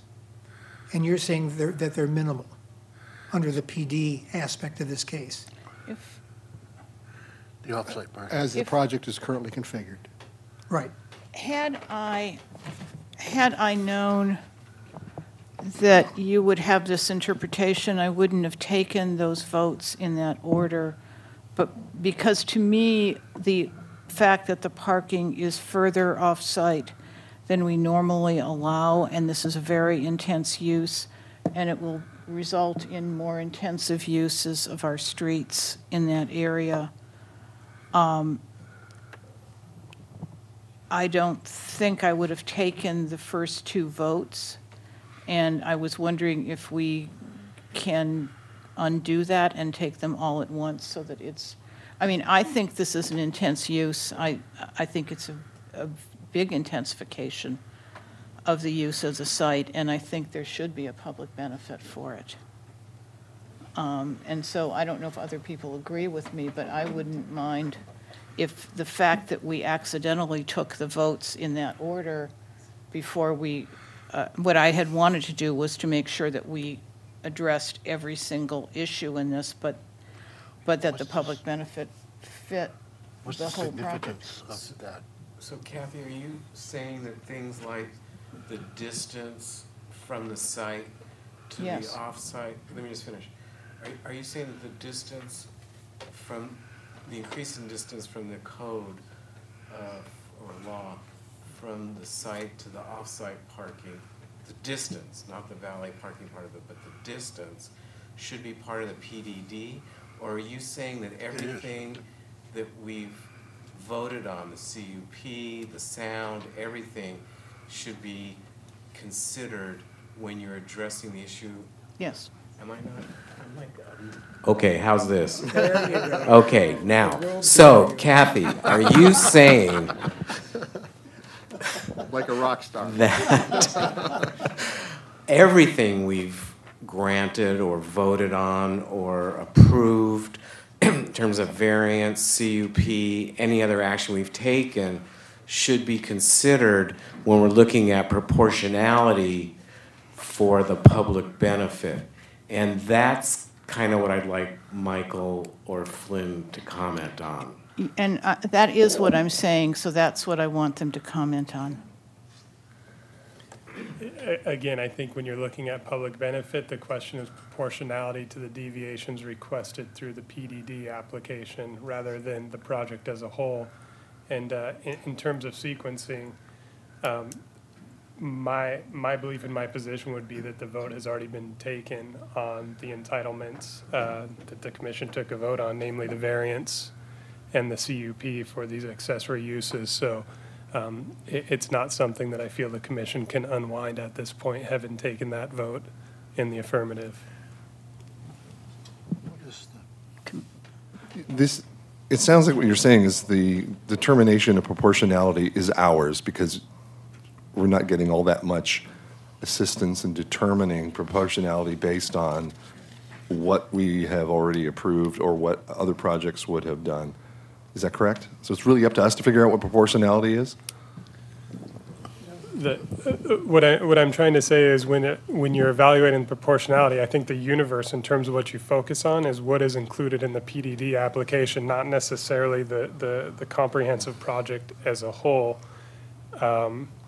In terms of deciding that proportionality, the Planning Commission in making a recommendation to approve a PDD needs to be satisfied that they feel the applicant has offered something appropriate given the deviations they're seeking. It's ultimately up to the applicant to say, this is what I propose to do. Does that meet your expectations? So we would only be able to address the applicant's suggestions? No. In the past, in fact, the applicant will propose something, and the Planning Commission is well within its rights to say, we see what you're offering up. However, we think, X, Y, and Z would actually be a better fit for our expectations, and that's sort of a heavy-handed recommendation, and if they're willing to move on with that, that typically has resulted in a recommendation to the City Council to move forward with the project. So that's a roundabout way of saying that we determine amongst ourselves what we think is the appropriate public benefit. But what Michael is saying is we have to be guided by the law for deciding a public benefit, and he is saying that you only get to the public benefit question if you're giving relief under a PD. And so we look to the relief we're giving under the PD for this project to determine what is proportionate to that relief for purposes of determining the value of the public benefit. So has that been summarized here in the PD, the relief that we have granted under the PDD? Well, I think there were three things that staff mentioned. Where are they? It's the side yard setbacks for the Food service the prep building. food service prep building. It's the front yard, is it the front yard setback now? And it is the... It's the about a 2% reduction in usable open space, and then it's the request that they park it. We're kind of saying you must park it if you're going to do this with valet parking. Because we have valet parking because it's further away than a normal... No, you have valet parking because there's not adequate parking in the on lot site. to do it on a regular self-park basis. So this discussion of intensity of use is not appropriate for this And not PDD? in the way we voted this, no. Well, when you're looking at public benefit and you're looking at what is the relief from the development standards that the applicant is seeking, what is the relief that the developer is asking from the zoning code standards to accomplish this project? They're asking for a reduction in a side yard setback. They're asking for I a got couple that. of percent of reduction in open space, and they're asking for approval of parking using valet. I'm curious if the city council is aware that that is what public benefit means as defined this way. Well, they passed the law. But do they know that that meant only the aspects of the PDD that deviate from the standards are the elements you can consider for the public benefit? They're aware of that. The public benefit policy, it's a policy from 2008, states that the degree of public benefit that is provided by the project is proportionate to the amount of relief being sought from the development standards of the zoning code. Yeah. We have a different city council now, but. The project is adequately parked. The project is It's adequately parked. It's And only I the think fact the other that thing some to of it help. is off-site. The only thing we need a deviation for is that some of it is off-site. No, that's not true. Well, plus the other two That's little. not true. No, it's not that it's off-site, because we've already approved that. What the deviation under the PDD is that the off-site parking is strictly valet. Well, that comes from the other. No, no, it doesn't. That's what the PD is requesting. And if I can help just a little bit in helping you think about this, your concern, and I understand it, is about the intensification of use. And part of what your job is when you look at a project that's proposing an intensification of use is it causing any significant adverse impacts? That's the term that comes out of CEQA. Is this proposed use causing any significant adverse impacts or the potential for? And that's why we pulled together a traffic study and a parking study, an acoustical study, and did the full initial study questionnaire that was part of the CEQA analysis. So it is true that this proposed project is intensifying the use, but as it's defined through the city's analysis under CEQA, that intensified use is not causing a significant adverse impact What to the about community. the housing, because it is causing a housing impact. But your initial study didn't recognize that. That the initial study didn't look at, but the No, the initial additional- study did look at it, but it did not find it to be a significant adverse impact. It I'm was sorry, part but of the initial study. I'm not familiar with the idea that in dealing with the PDD as relates to a public benefit, that you have to resort to discussing CEQA in the initial study. And The as two are- relates to intensification of use. The two are not linked, but when you have a project, the city must analyze the potential impacts of that project. That's always true, though. Right. That's not unique to this project. No. So why is it, okay, I just say, it seems like it's bringing up something that is, it's always true. You always have to have initial study for these types of projects. Correct. What I'm trying to characterize, though, is the concern that I'm hearing you say is you're concerned about the intensification of the use that's being proposed. And what I'm saying is that the city analyzed that intensification of use to determine whether it would cause any significant adverse impacts in the community. And it was found that there were certain things that had the potential to cause adverse impacts, traffic and noise. And there were mitigation measures proposed to reduce those potentially significant impacts to less than significant. That's the concept and the process of what happens with CEQA when you have mitigation measures, which the applicant agreed in writing to implement. So I don't know if this is helping or not, but I'm trying to sort of bring it together so that your concerns about, gosh, this is more use here, it's intensification of use. The next question is, but does this have an adverse impact? That's what Again, CEQA tries to I have to do evaluate some for you. study. I'm not Okay. convinced that adverse impact, as from a secret perspective, is how you determine public benefit under a PDD. It's not. It's not. It's not.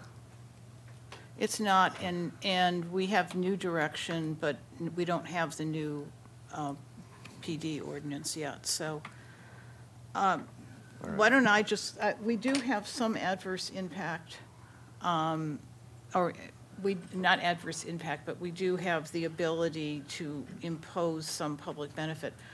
I want to first just suggest that we say that the project itself is not a public benefit.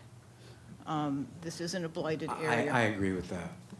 And that we should not count the project as a public benefit. I agree with that as well. I think the council's made it clear that they don't believe that it should be a public benefit. So in terms of public benefit, I would like us to impose something as a public benefit. And if it's proportional, we have in the past, we could look at affordable housing, which we've been asked to do by council in the future, and some contribution into an affordable housing fund. We could look at parks. Since it is a smaller impact than I was thinking it was, I think the dollar amount we should be looking at is about $50,000. That's what I was thinking. And that's based on the more limited impact that staff has assigned to this. And my choices would be one of three things. They would be some contribution to the Friends of Palm Springs Mountains as an adjacent park, $50,000 in a fund to be established for affordable housing, or money going toward some application of money toward ADA improvements on the site. I think, Madam Chair? And that's just me, so I don't know. I'm agreeing with you. Okay. I'm a little concerned, I would prefer to have a thing that can actually be implemented in a meaningful way in the short term, if we're going to have a public benefit, and that would probably exclude the low-income housing until we have a low-income housing, a program in place for low-income housing, because $50,000 is not going to, by itself, do very much. You're going to begin to get bureaucracy, but not actually any improvements. So in my mind, it's down to the ADA or the Friends of Palm Springs Mountains, and we don't really have a good handle on what the ADA is, but I assume it would cost, we could say $50,000 of improvements in the area. We got an estimate of around $80,000 for it. ADA improvements on their site or on city property? I think this suggestion was on their site, since we didn't require it with the minor architectural. I don't know, I don't see improvements on their site as being a public benefit. So then we're looking at I can see something. ADA improvement on that sidewalk, but I think staff told us that it's funded already and it's gonna go Right. forward pretty soon anyway. So possibly the Friends of Palm Springs Mountain with a suggestion. What I would do is send up with this a suggestion to council to establish an affordable housing fund that money could be put in the future that's similar to what Jay recommended to us in the paperwork we have. Can I ask a question to staff?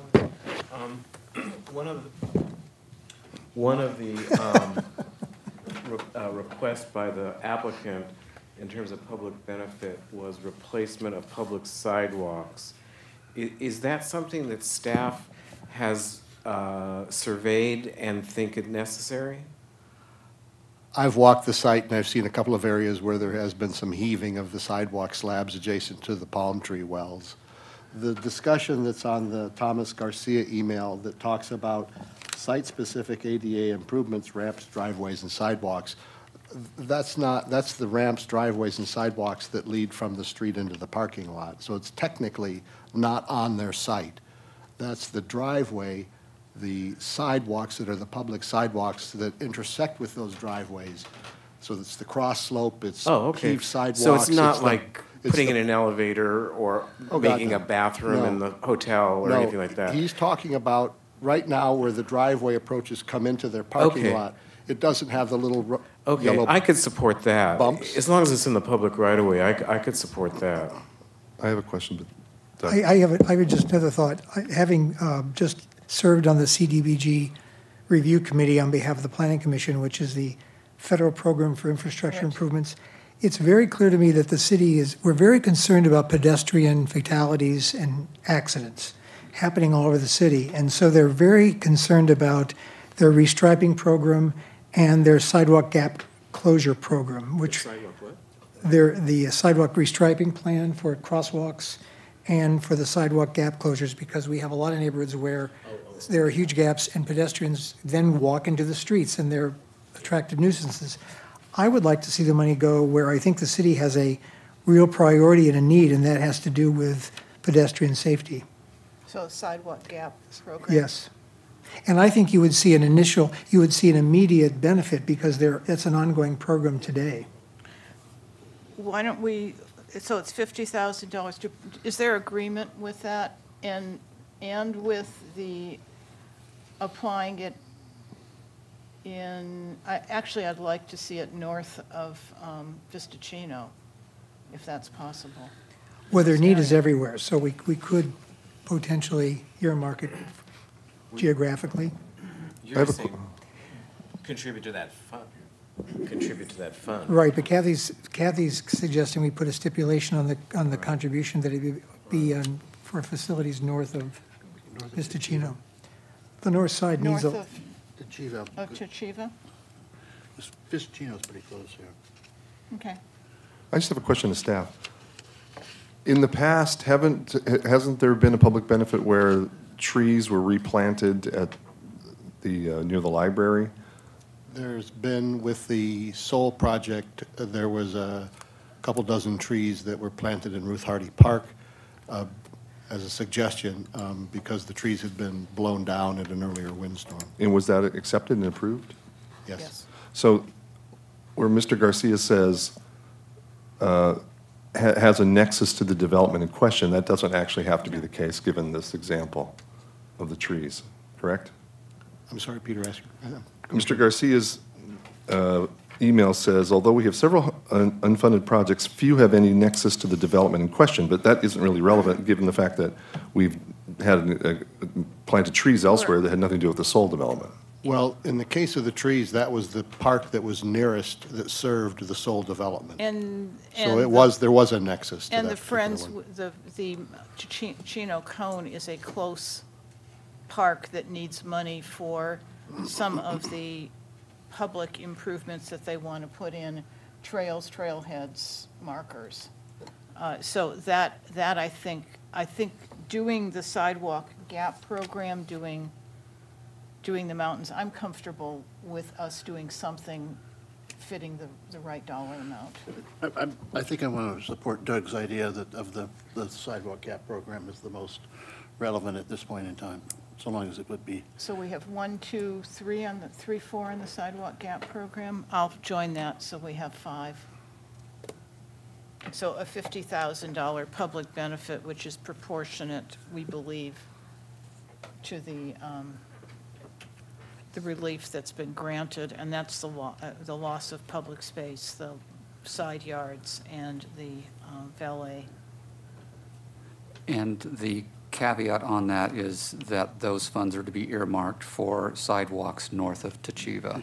Yeah, and preferably along Indian Canyon or Palm Canyon. As close to the project as possible. Yes. And can we also add sending along the creation of a fund to City Council, so in the future, we can consider affordable housing project. Sort of a sidebar note. As a sidebar note that we don't currently have a fund, and ask them if they would establish one that looks like this so that we can consider that in the future. I have a question to staff about how these funds would be earmarked. I remember a discussion last time regarding the brewery that was moving in, and the question had to do with the money that was to be put into a fund for parking.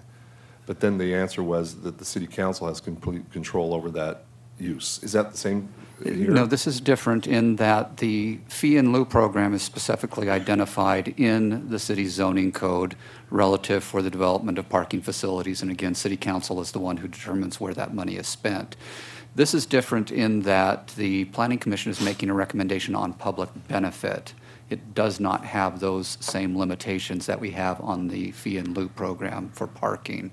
And so as you've done here today, I believe is fair and appropriate relative to the policy that has been established by City Council for the use of public benefit. And we could feel comfortable that that money will go where we're intending it? Yes, based on your recommendation. And again, if City Council supports that recommendation as well, then the direction given to the Department of Engineering Services is that the contribution that is made by the applicant as part of the public benefit would then be used in the manner that has been specified by the Planning Commission and City Council. So if we, when this goes to City Council, since this is a recommendation, can you list the 3 items that we considered and the basis that we got to so they can make their own determinations? Certainly.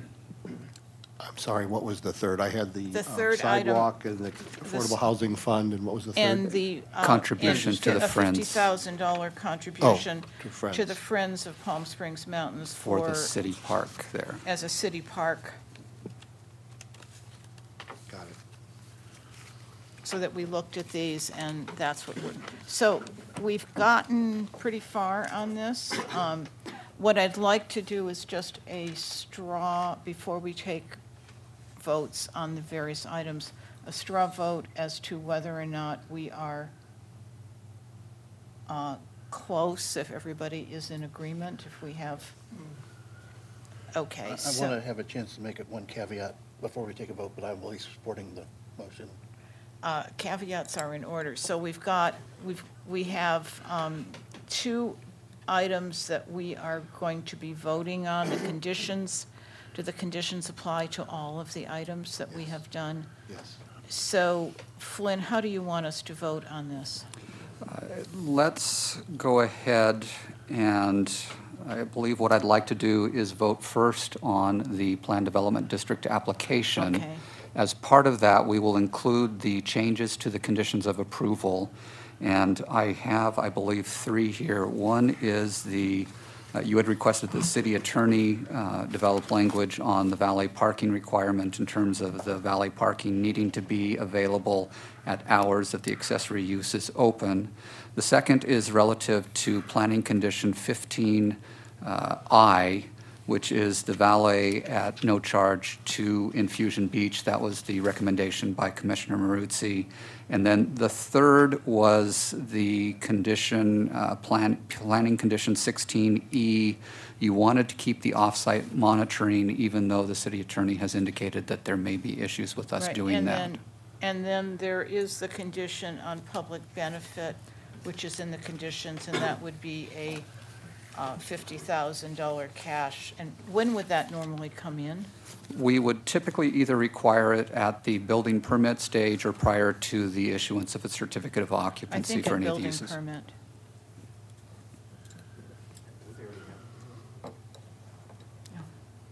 We will still need to issue one for the additional structures, the kitchen Right, building so- and So the I bar would think a building. building permit, and so that we would do a $50,000 contribution earmarked toward Sidewalk gap the program. sidewalk gap program north of Chichiva, preferably on Indian Indian. Canyon or Palm Canyon, and as close to the project as possible.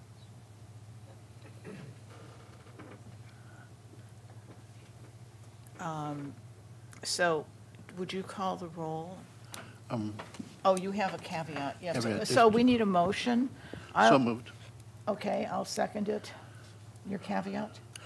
Just what we've said that we've not really solved the question of the off-site monitoring, and we're going to I predict we're going to have an issue in the future where it meets the current standards of the ordinance, but people are still complaining about noise off-site. Well, we But are I'm- going to come back to us in 6 months, so. Well, an opportunity. Well, we don't say what we're going to do if we're still getting complaints. If it's meeting the ordinance, we're going to, that's really, could be the limit of our ability to have affected. We'll see. I think we're as good as we can get right now, but it's still going to be a learning process for us going forward. And if it meets the ordinance, it's the current ordinance or any modifications of the future ordinance, correct? If there were modifications. To whichever ordinance is in place at the time. Okay. Can we call the roll? Just, that doesn't require, No, it's just a note to self. Reading crystal ball. Donenfeld, Yes. Hirschbein, Yes. Hudson, Yes. Maruzzi, Yes. Vice Chair Callardine, Yes. Chairwoman. yes. Motion passes 6-0, one abstention. And then the next item that we take up is, The minor architectural and we had application. no changes to that, correct, to staff's? As conditioned.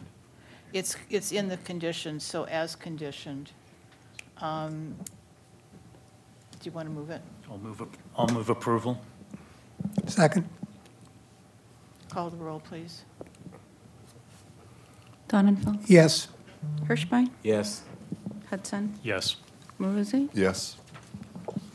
Vice Chair Callardine, Yes. Chair Wormick. Yes. Motion passes 6-0, one abstention. Thank you very much. Thank you. Best of luck to the applicant on this.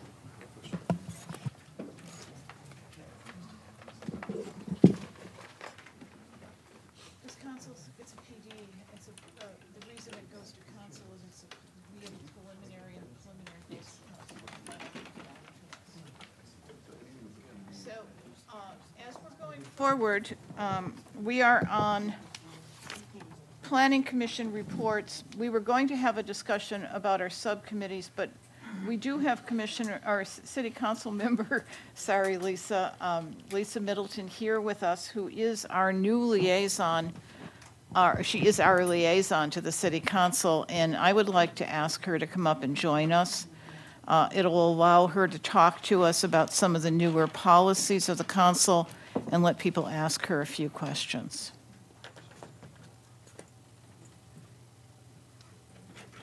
Nice to have you back, Lisa. Can we have your name and address for the record, please? Are you leaving? Okay. Then I'll take the comfortable chair. How have you been? Where have you been? Busy. Okay, that's okay, thank you.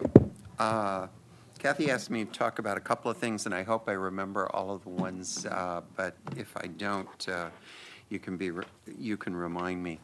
The liaison role for city council members to the various commissions and boards that we have is something new.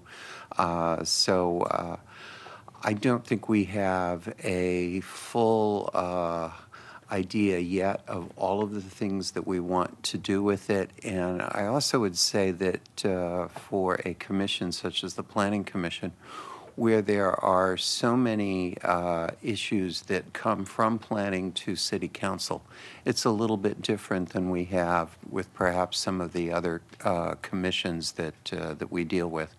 But the idea emanated from conversations that we had with a number of commissioners. I don't recall that being anyone on the Planning Commission that felt they needed better connection to City Council, that they wanted City Council to be more aware of issues that were going on within their commissions and have an easier opportunity to connect with the City Council on issues. So we divided things up. People volunteered for various, and I volunteered for planning and for the library.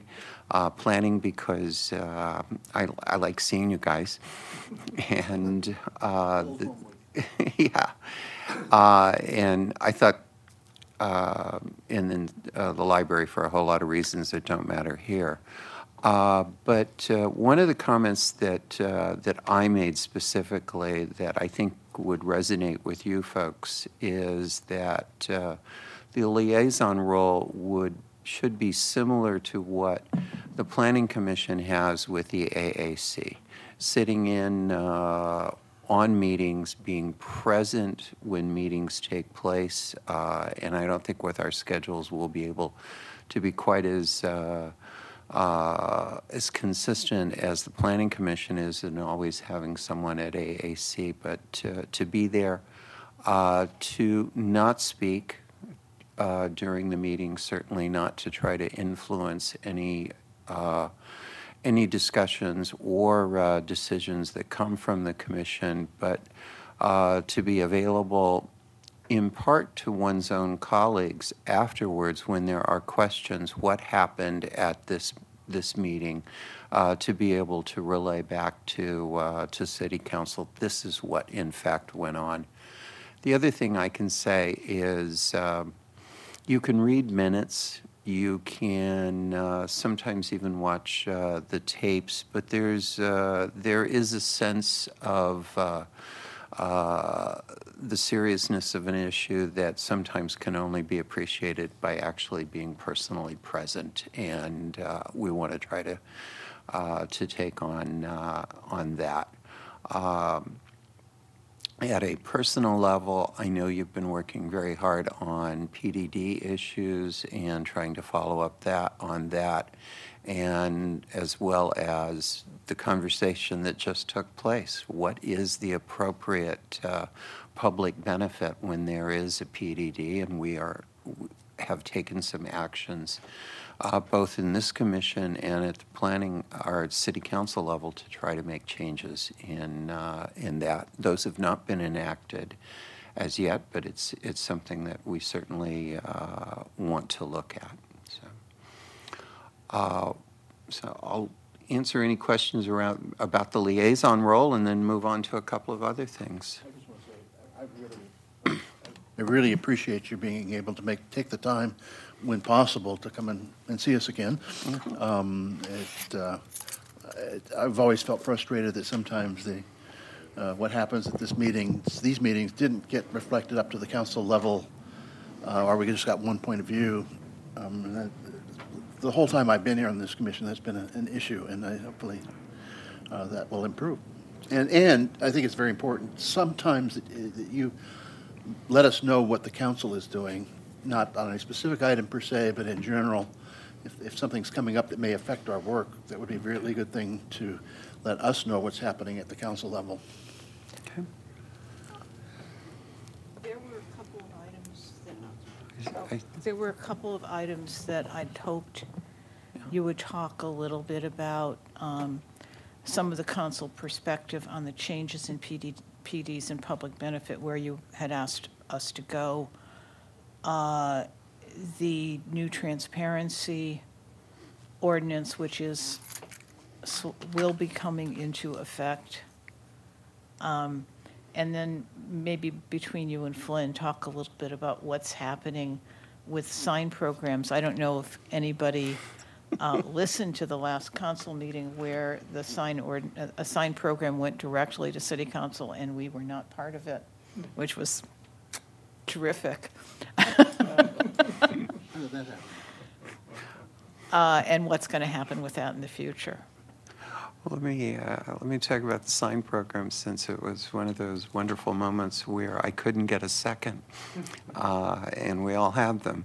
But I was surprised when I got the agenda for last Wednesday evening city council meeting that we had a sign program for the scene. That's the new project on Tuckwitz, or the refurbishing of the project on Tuckwitz Canyon, and it went directly from AAC to City Council, and it turns out that there was sometime in the course of adopting the new sign ordinance, a provision in there that moved the approval of sign programs from the Planning Commission and had them go directly from AAC to City Council. I don't recall anyone conversing with Planning Commission as to why they were doing that, but it is in the ordinance, and that's the way the law reads. It was the H&M sign. Yeah. So my request, which was not acted upon, was that we still had the discretion to defer back to the Planning Commission, and my colleagues wanted to get that particular matter resolved. But I think I did, during the course of that meeting, get at least one, maybe two of three of the council members that are interested in revisiting that decision to bypass the Planning Commission. So I know you guys were thrilled not to get it, but I think it belongs here. So and Lisa, I'm hoping that there are two other votes on City Council that believe it belongs here. But that was done by design. That was done by, as I understand it, it was done by design, and Was there thinking that the Planning Commission hadn't properly reviewed sign programs, or we were in any way remiss or deficient in our review process? I see the director saving me. I don't know that that was the indication. I believe one of the things that I heard in the subcommittee discussions was they felt that waivers from the sign code should be considered by the city council. I don't think that there was any discussion relative to the work that the Planning Commission had done as part of that. And if it's waivers, that's certainly one thing, but even with a waiver, it should come through the Planning Commission. The expertise around these kinds of decisions rests at this table.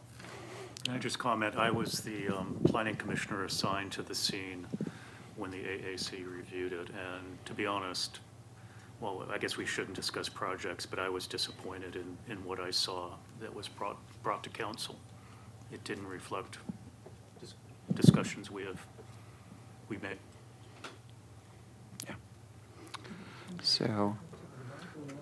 I was at AAC when the sign program came up, and I thought that they turned it down. Was there a subsequent submittal, and did they? Yeah, they significantly reduced the amount of signage that they were proposing from the initial submittal. Oh.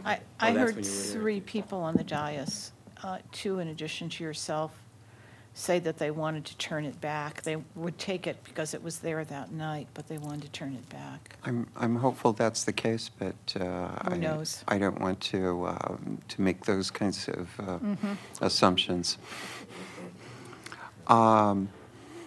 Transparency was another issue that has come up, and what this does flow out of the Ethics, Government Reform, and Transparency Task Force. And over the course of this year, and particularly over the course of the next few months, City Council will be reviewing all of the recommendations that were made, and it's a 97-page report with an incredible number of recommendations. At last, my understanding is approximately a third of those recommendations were administrative in nature and have been acted on administratively. And I think we simply need to get a good report for the public that identifies what actions have taken place so that they can follow up on those. But a matter that was dealt with at the last City Council meeting is a change in our ordinance when it comes to 2 areas, and one is really very straightforward. Currently, if you are, and it would apply to commissioners here, just in the same fashion it applies to city council members, if you own property within 500 feet of a project that is up for approval, then you have to recuse yourself.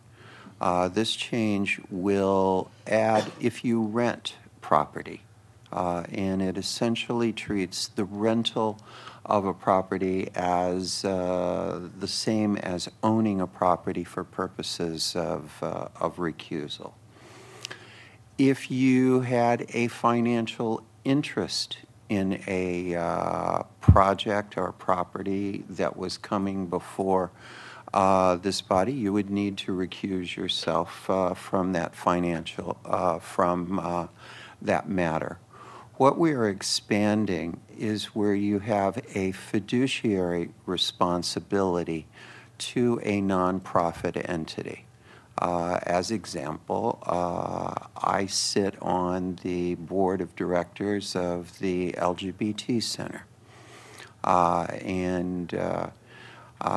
As such, not only do I not get any income from that, I spend a fair amount of money in donations to them for the privilege of being on their board. But that's a part of my own personal passion to do that. But I and any other board of director holds a fiduciary responsibility to advance the best interest of an organization that you are a member of a board of directors on. And given that fiduciary responsibility, the city council's taking the step that you should not be advancing the interests of that organization by voting on matters that are coming before either your commission or coming before city council of that nonprofit. Does the 500-foot radius rule apply to that? Does the 500-foot radius rule apply to that?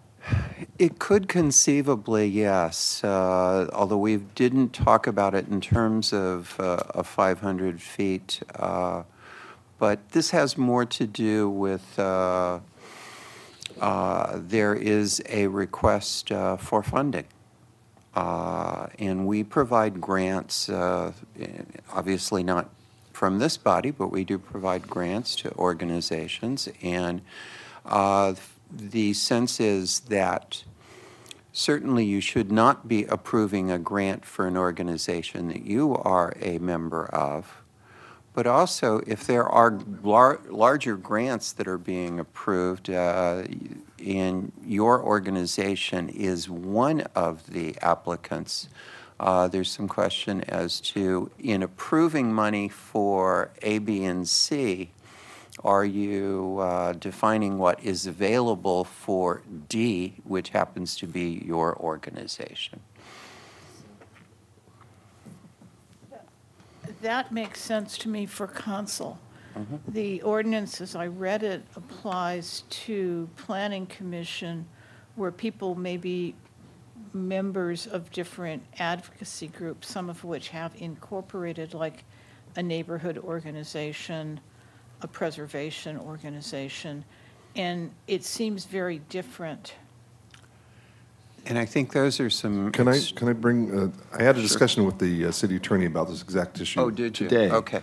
And I said. Then you got to him before I did. Yeah, because I'd heard that this was coming up, and I thought, well, I'm a board member of the Palm Springs Modern Committee. If there is an issue, a preservation issue, that the Modern Committee has taken a position on, does that mean that I can't vote when that project comes forward? And he said the only issue is if the Modern Committee is the applicant.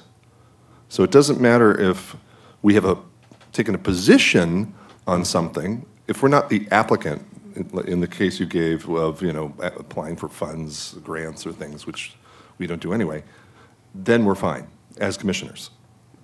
That, I think, would be reflective of what I understand City Council would intend to be the case. But there's always, when you're dealing with new areas of law, those questions of making sure that the drafting is such. And since this has only gone to first reading, it gives us an opportunity to address some of those specific questions. And Palm Springs Modern is a perfect example. Yeah, I really would like clarification on that, because I thought one of the reasons why, and I think we all have specialties, and that we were appointed to this commission is because we have specific knowledge about things. In my case, cultural resources.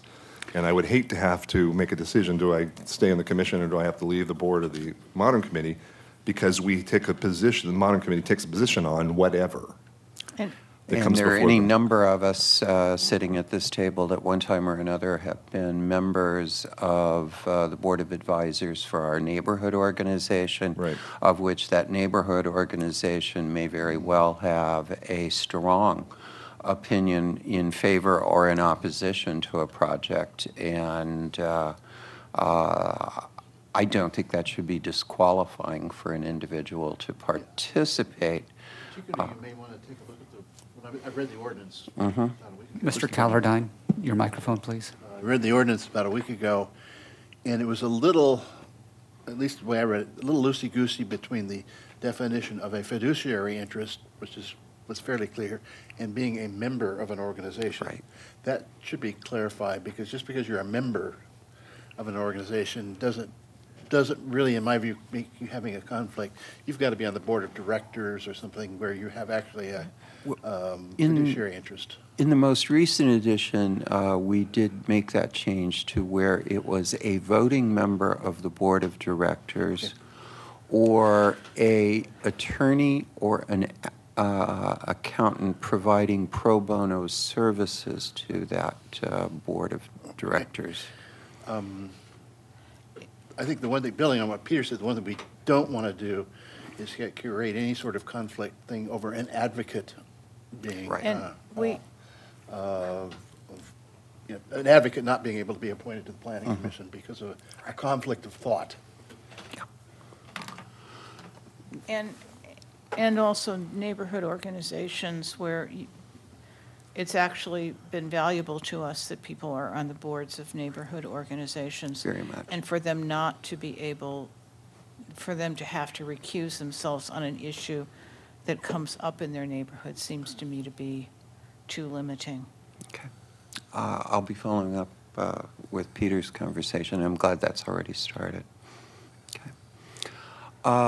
Solar, I was here for all of those as we moved forward, and what ultimately was passed by City Council, I thought was a very elegant solution to the problem that we consistently tried to find a solution for, and that was how to deal with low-income or low-cost homes where solar potentially became cost prohibitive of that being a home available for working families of low income, as well as situations where the home itself sat in such a place that solar was technically not feasible or of minimal value because of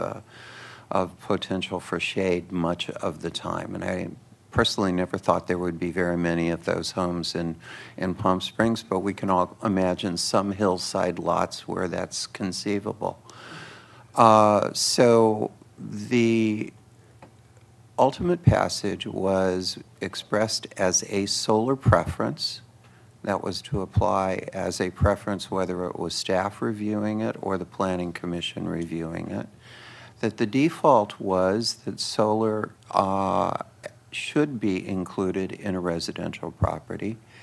The burden of proof was to the applicant to demonstrate either to staff if it was approved at that level or to this body if it was yours, that in fact they were persuasive to you that this was, that solar would be financially problematic for the property to an extent, that you didn't feel it was appropriate to apply that requirement, or that they were convincing that technologically it just wasn't practical to put.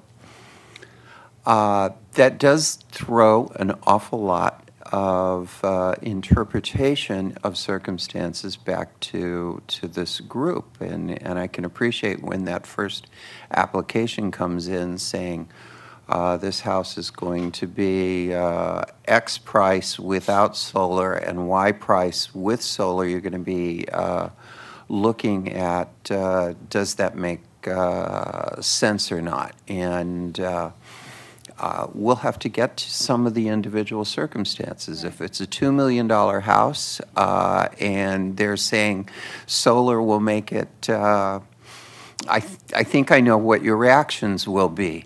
If it is, downgrade one of the bathrooms. yeah, if it's that small set of homes where somebody's giving you a different price point, and the one I would go back to is an exception that the Planning Commission made, and that was 64 at the Riv, where they came in and made an argument not to include solar, and this group had pretty consistently asked for solar on projects, and concluded that with the price point that was being specifically quoted for that project, that it was a reasonable exception, and City Council certainly did not try to review it. So I think you've got a reference point with 64 in terms of where to begin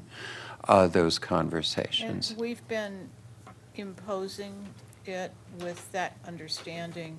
We did on a couple of hillside homes recently that came in front of us where Okay. they were several million-dollar homes. But it will also be interesting to see if 64 at Riv actually sells at the price point they It quoted would- to us. That will also be very interesting. And my guess is not. What did they quote? 300.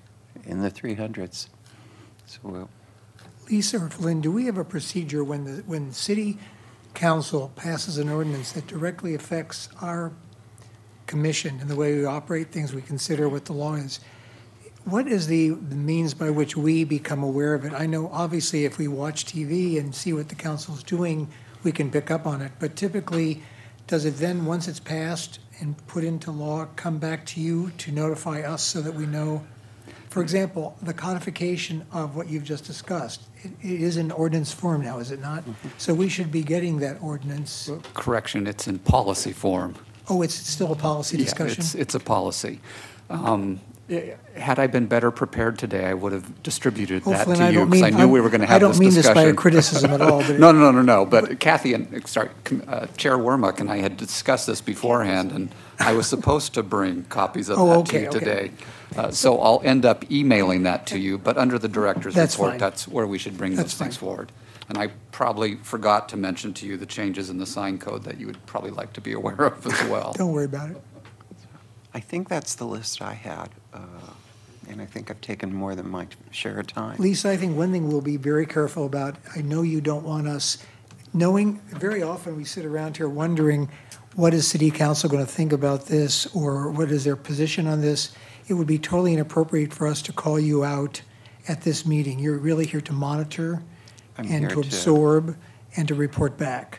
That's correct. I do not want to be a presence that is influencing your direction whatsoever. Generally, we shouldn't talk about specific projects with you, right? We have, Not beyond what you may, we do have a space on our agenda for liaison issues if Lisa is here. But it's mainly the kind of discussion we had today where policy is changing. It's interesting to either understand, to be able to ask you a question about it or. This is very helpful. Lisa, were you going to, well, I'd like to ask you, has there been any discussion under PDD at council level about public benefit and proportionality, all those things we've always struggled with? I'm not aware of any conversation outside of the last session that was a joint planning commission, city council session in late fall of last year, and I'm blanking on the date, but we were, that was a joint meeting, and I don't, maybe the director remembers something I'm Yeah, forgetting. That was in July, but when we reviewed the recommendations of the ad hoc PDD committee, this was just back in January, we did discuss the idea of affordable housing as a Right, public as a benefit. public That's benefit. correct. And so Thank that you. was the direction that city council gave as part of that discussion on revisions to our PDD ordinance. Which is why I've Thank you. mentioned it, because I sat in on that meeting and heard that direction. But, okay, so pursuing that, didn't you say that there needed to be a fund established before we do that? We could have voted on money today and asked city council to establish a fund. Right now, the only fund we have is a successor to the redevelopment agency, and it's not good to put fresh money into that because of the ability of the RDA to pull money back, or the state to pull money back from the RDA. So the suggestion that the city sets up a fund for the future will make it easier for us, and Jay made the language so broad that it would allow help for the homeless with an equivalent of vouchers to helping do the census count, to production housing to, saving units we're in danger of losing, but it would just be a very broad fund that we could begin if we did do a public benefit that we could put money into. So do you think council will act on that? Do you think they'll establish such? I think council's going to be very supportive of that. So, oh, one more question. Yeah. Which Flynn and I have been talking, Michael leaving us, which is very sad, of having lunch before the next planning commission meeting. Would you like to join us? Oh, Since you've been here the entire time Michael's I been here? I would, if I can. Yes, I didn't know we were having lunch. We are planning to have lunch, and we were thinking of the Frida, okay, we'll announce the location. We've got a potential location. I would love to join you. And I would like to congratulate Commissioner Woods and Commissioner Marusi on joining this group, and thank you. Glad to have you. Thank you.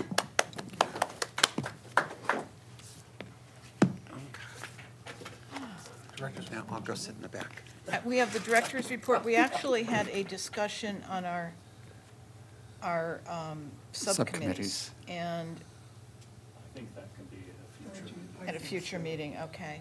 Let me suggest this to you as the commission. One of the things that I will want to bring to your next meeting is to revisit our bylaws. And in specific, one of the things that we've discussed doing is to put into the bylaws that we may go dark as a commission in August.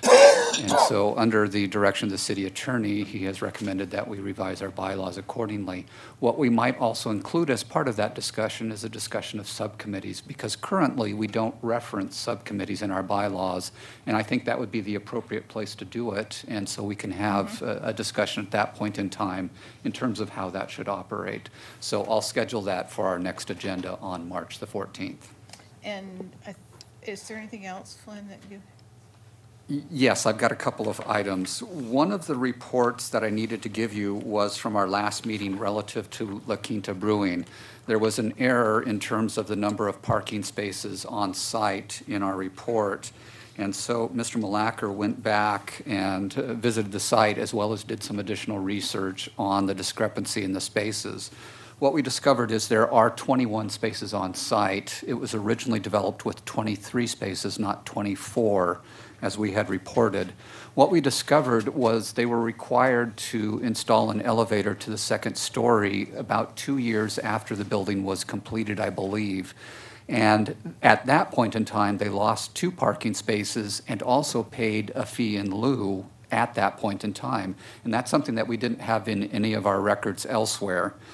Long story short, although we were off on the original number of spaces in the lot, the delta, as Mr. Callardine refers to it, or the difference in the number of parking spaces that would be required based on the uses that are there, still is 7 spaces.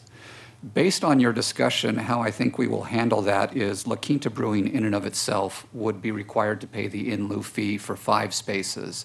That still leaves a deficit of 2 spaces, and how I think I will handle that is the next restaurant that goes in would then be required to pay the in lieu fees for those 2 spaces. And so with the agreement of the Planning Commission, that's how I will handle that situation there with that property. Another restaurant in that They turn over relatively quickly. I hate to say that, but I do anticipate that we will probably see another restaurant use there in the future.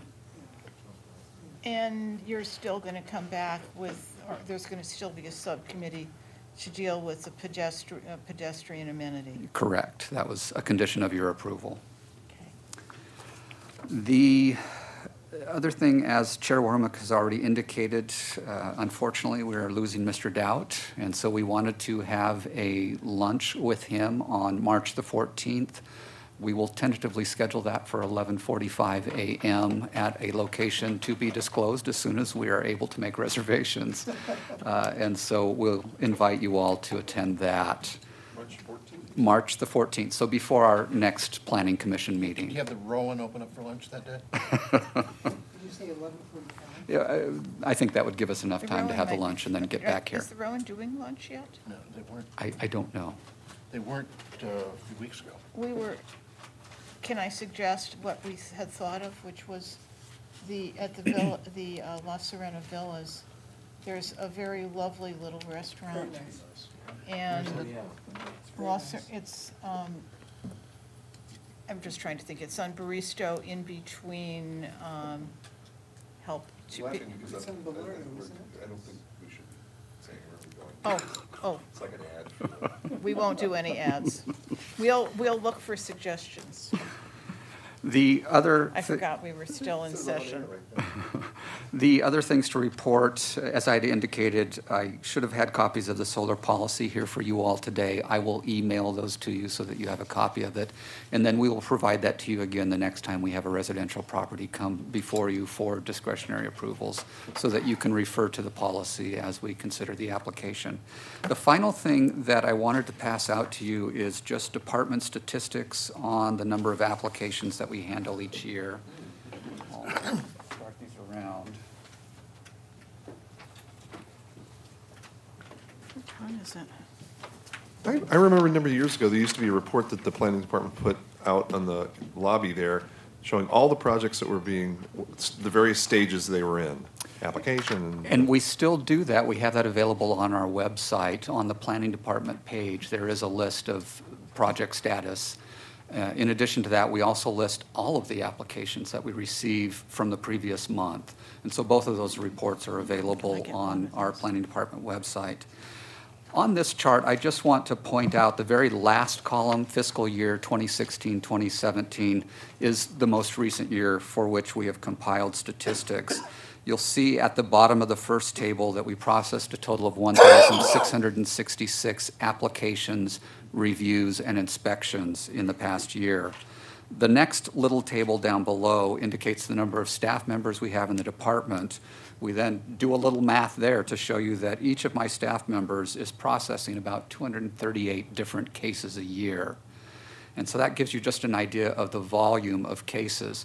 What's a little bit difficult to explain to each of my boards and commissions is that you all as a planning commission probably see on average about 70 to 80 cases a year, I would guess. Historic Site Preservation Board probably sees about 30, 35. AAC sees probably somewhere in the same vicinity as you see. That's only a small portion of all of the cases that we process. And so just it's helpful to have an understanding that staff is working very hard on things. Sometimes we make mistakes. Sometimes we forget to bring things to meeting. And it's just the fact that all of my planners are typically juggling about 25 to 30 cases. This looks to me like something the city council should be addressing. Maybe we don't have enough planners. But I wonder if they review this. Yeah. Since we are on air, between 08, 09, your caseload has doubled from 880 to 1666. And you had 12 staff back then, and you have 9 now. So you have 75% of the staff you used to have for double the caseload. Yeah.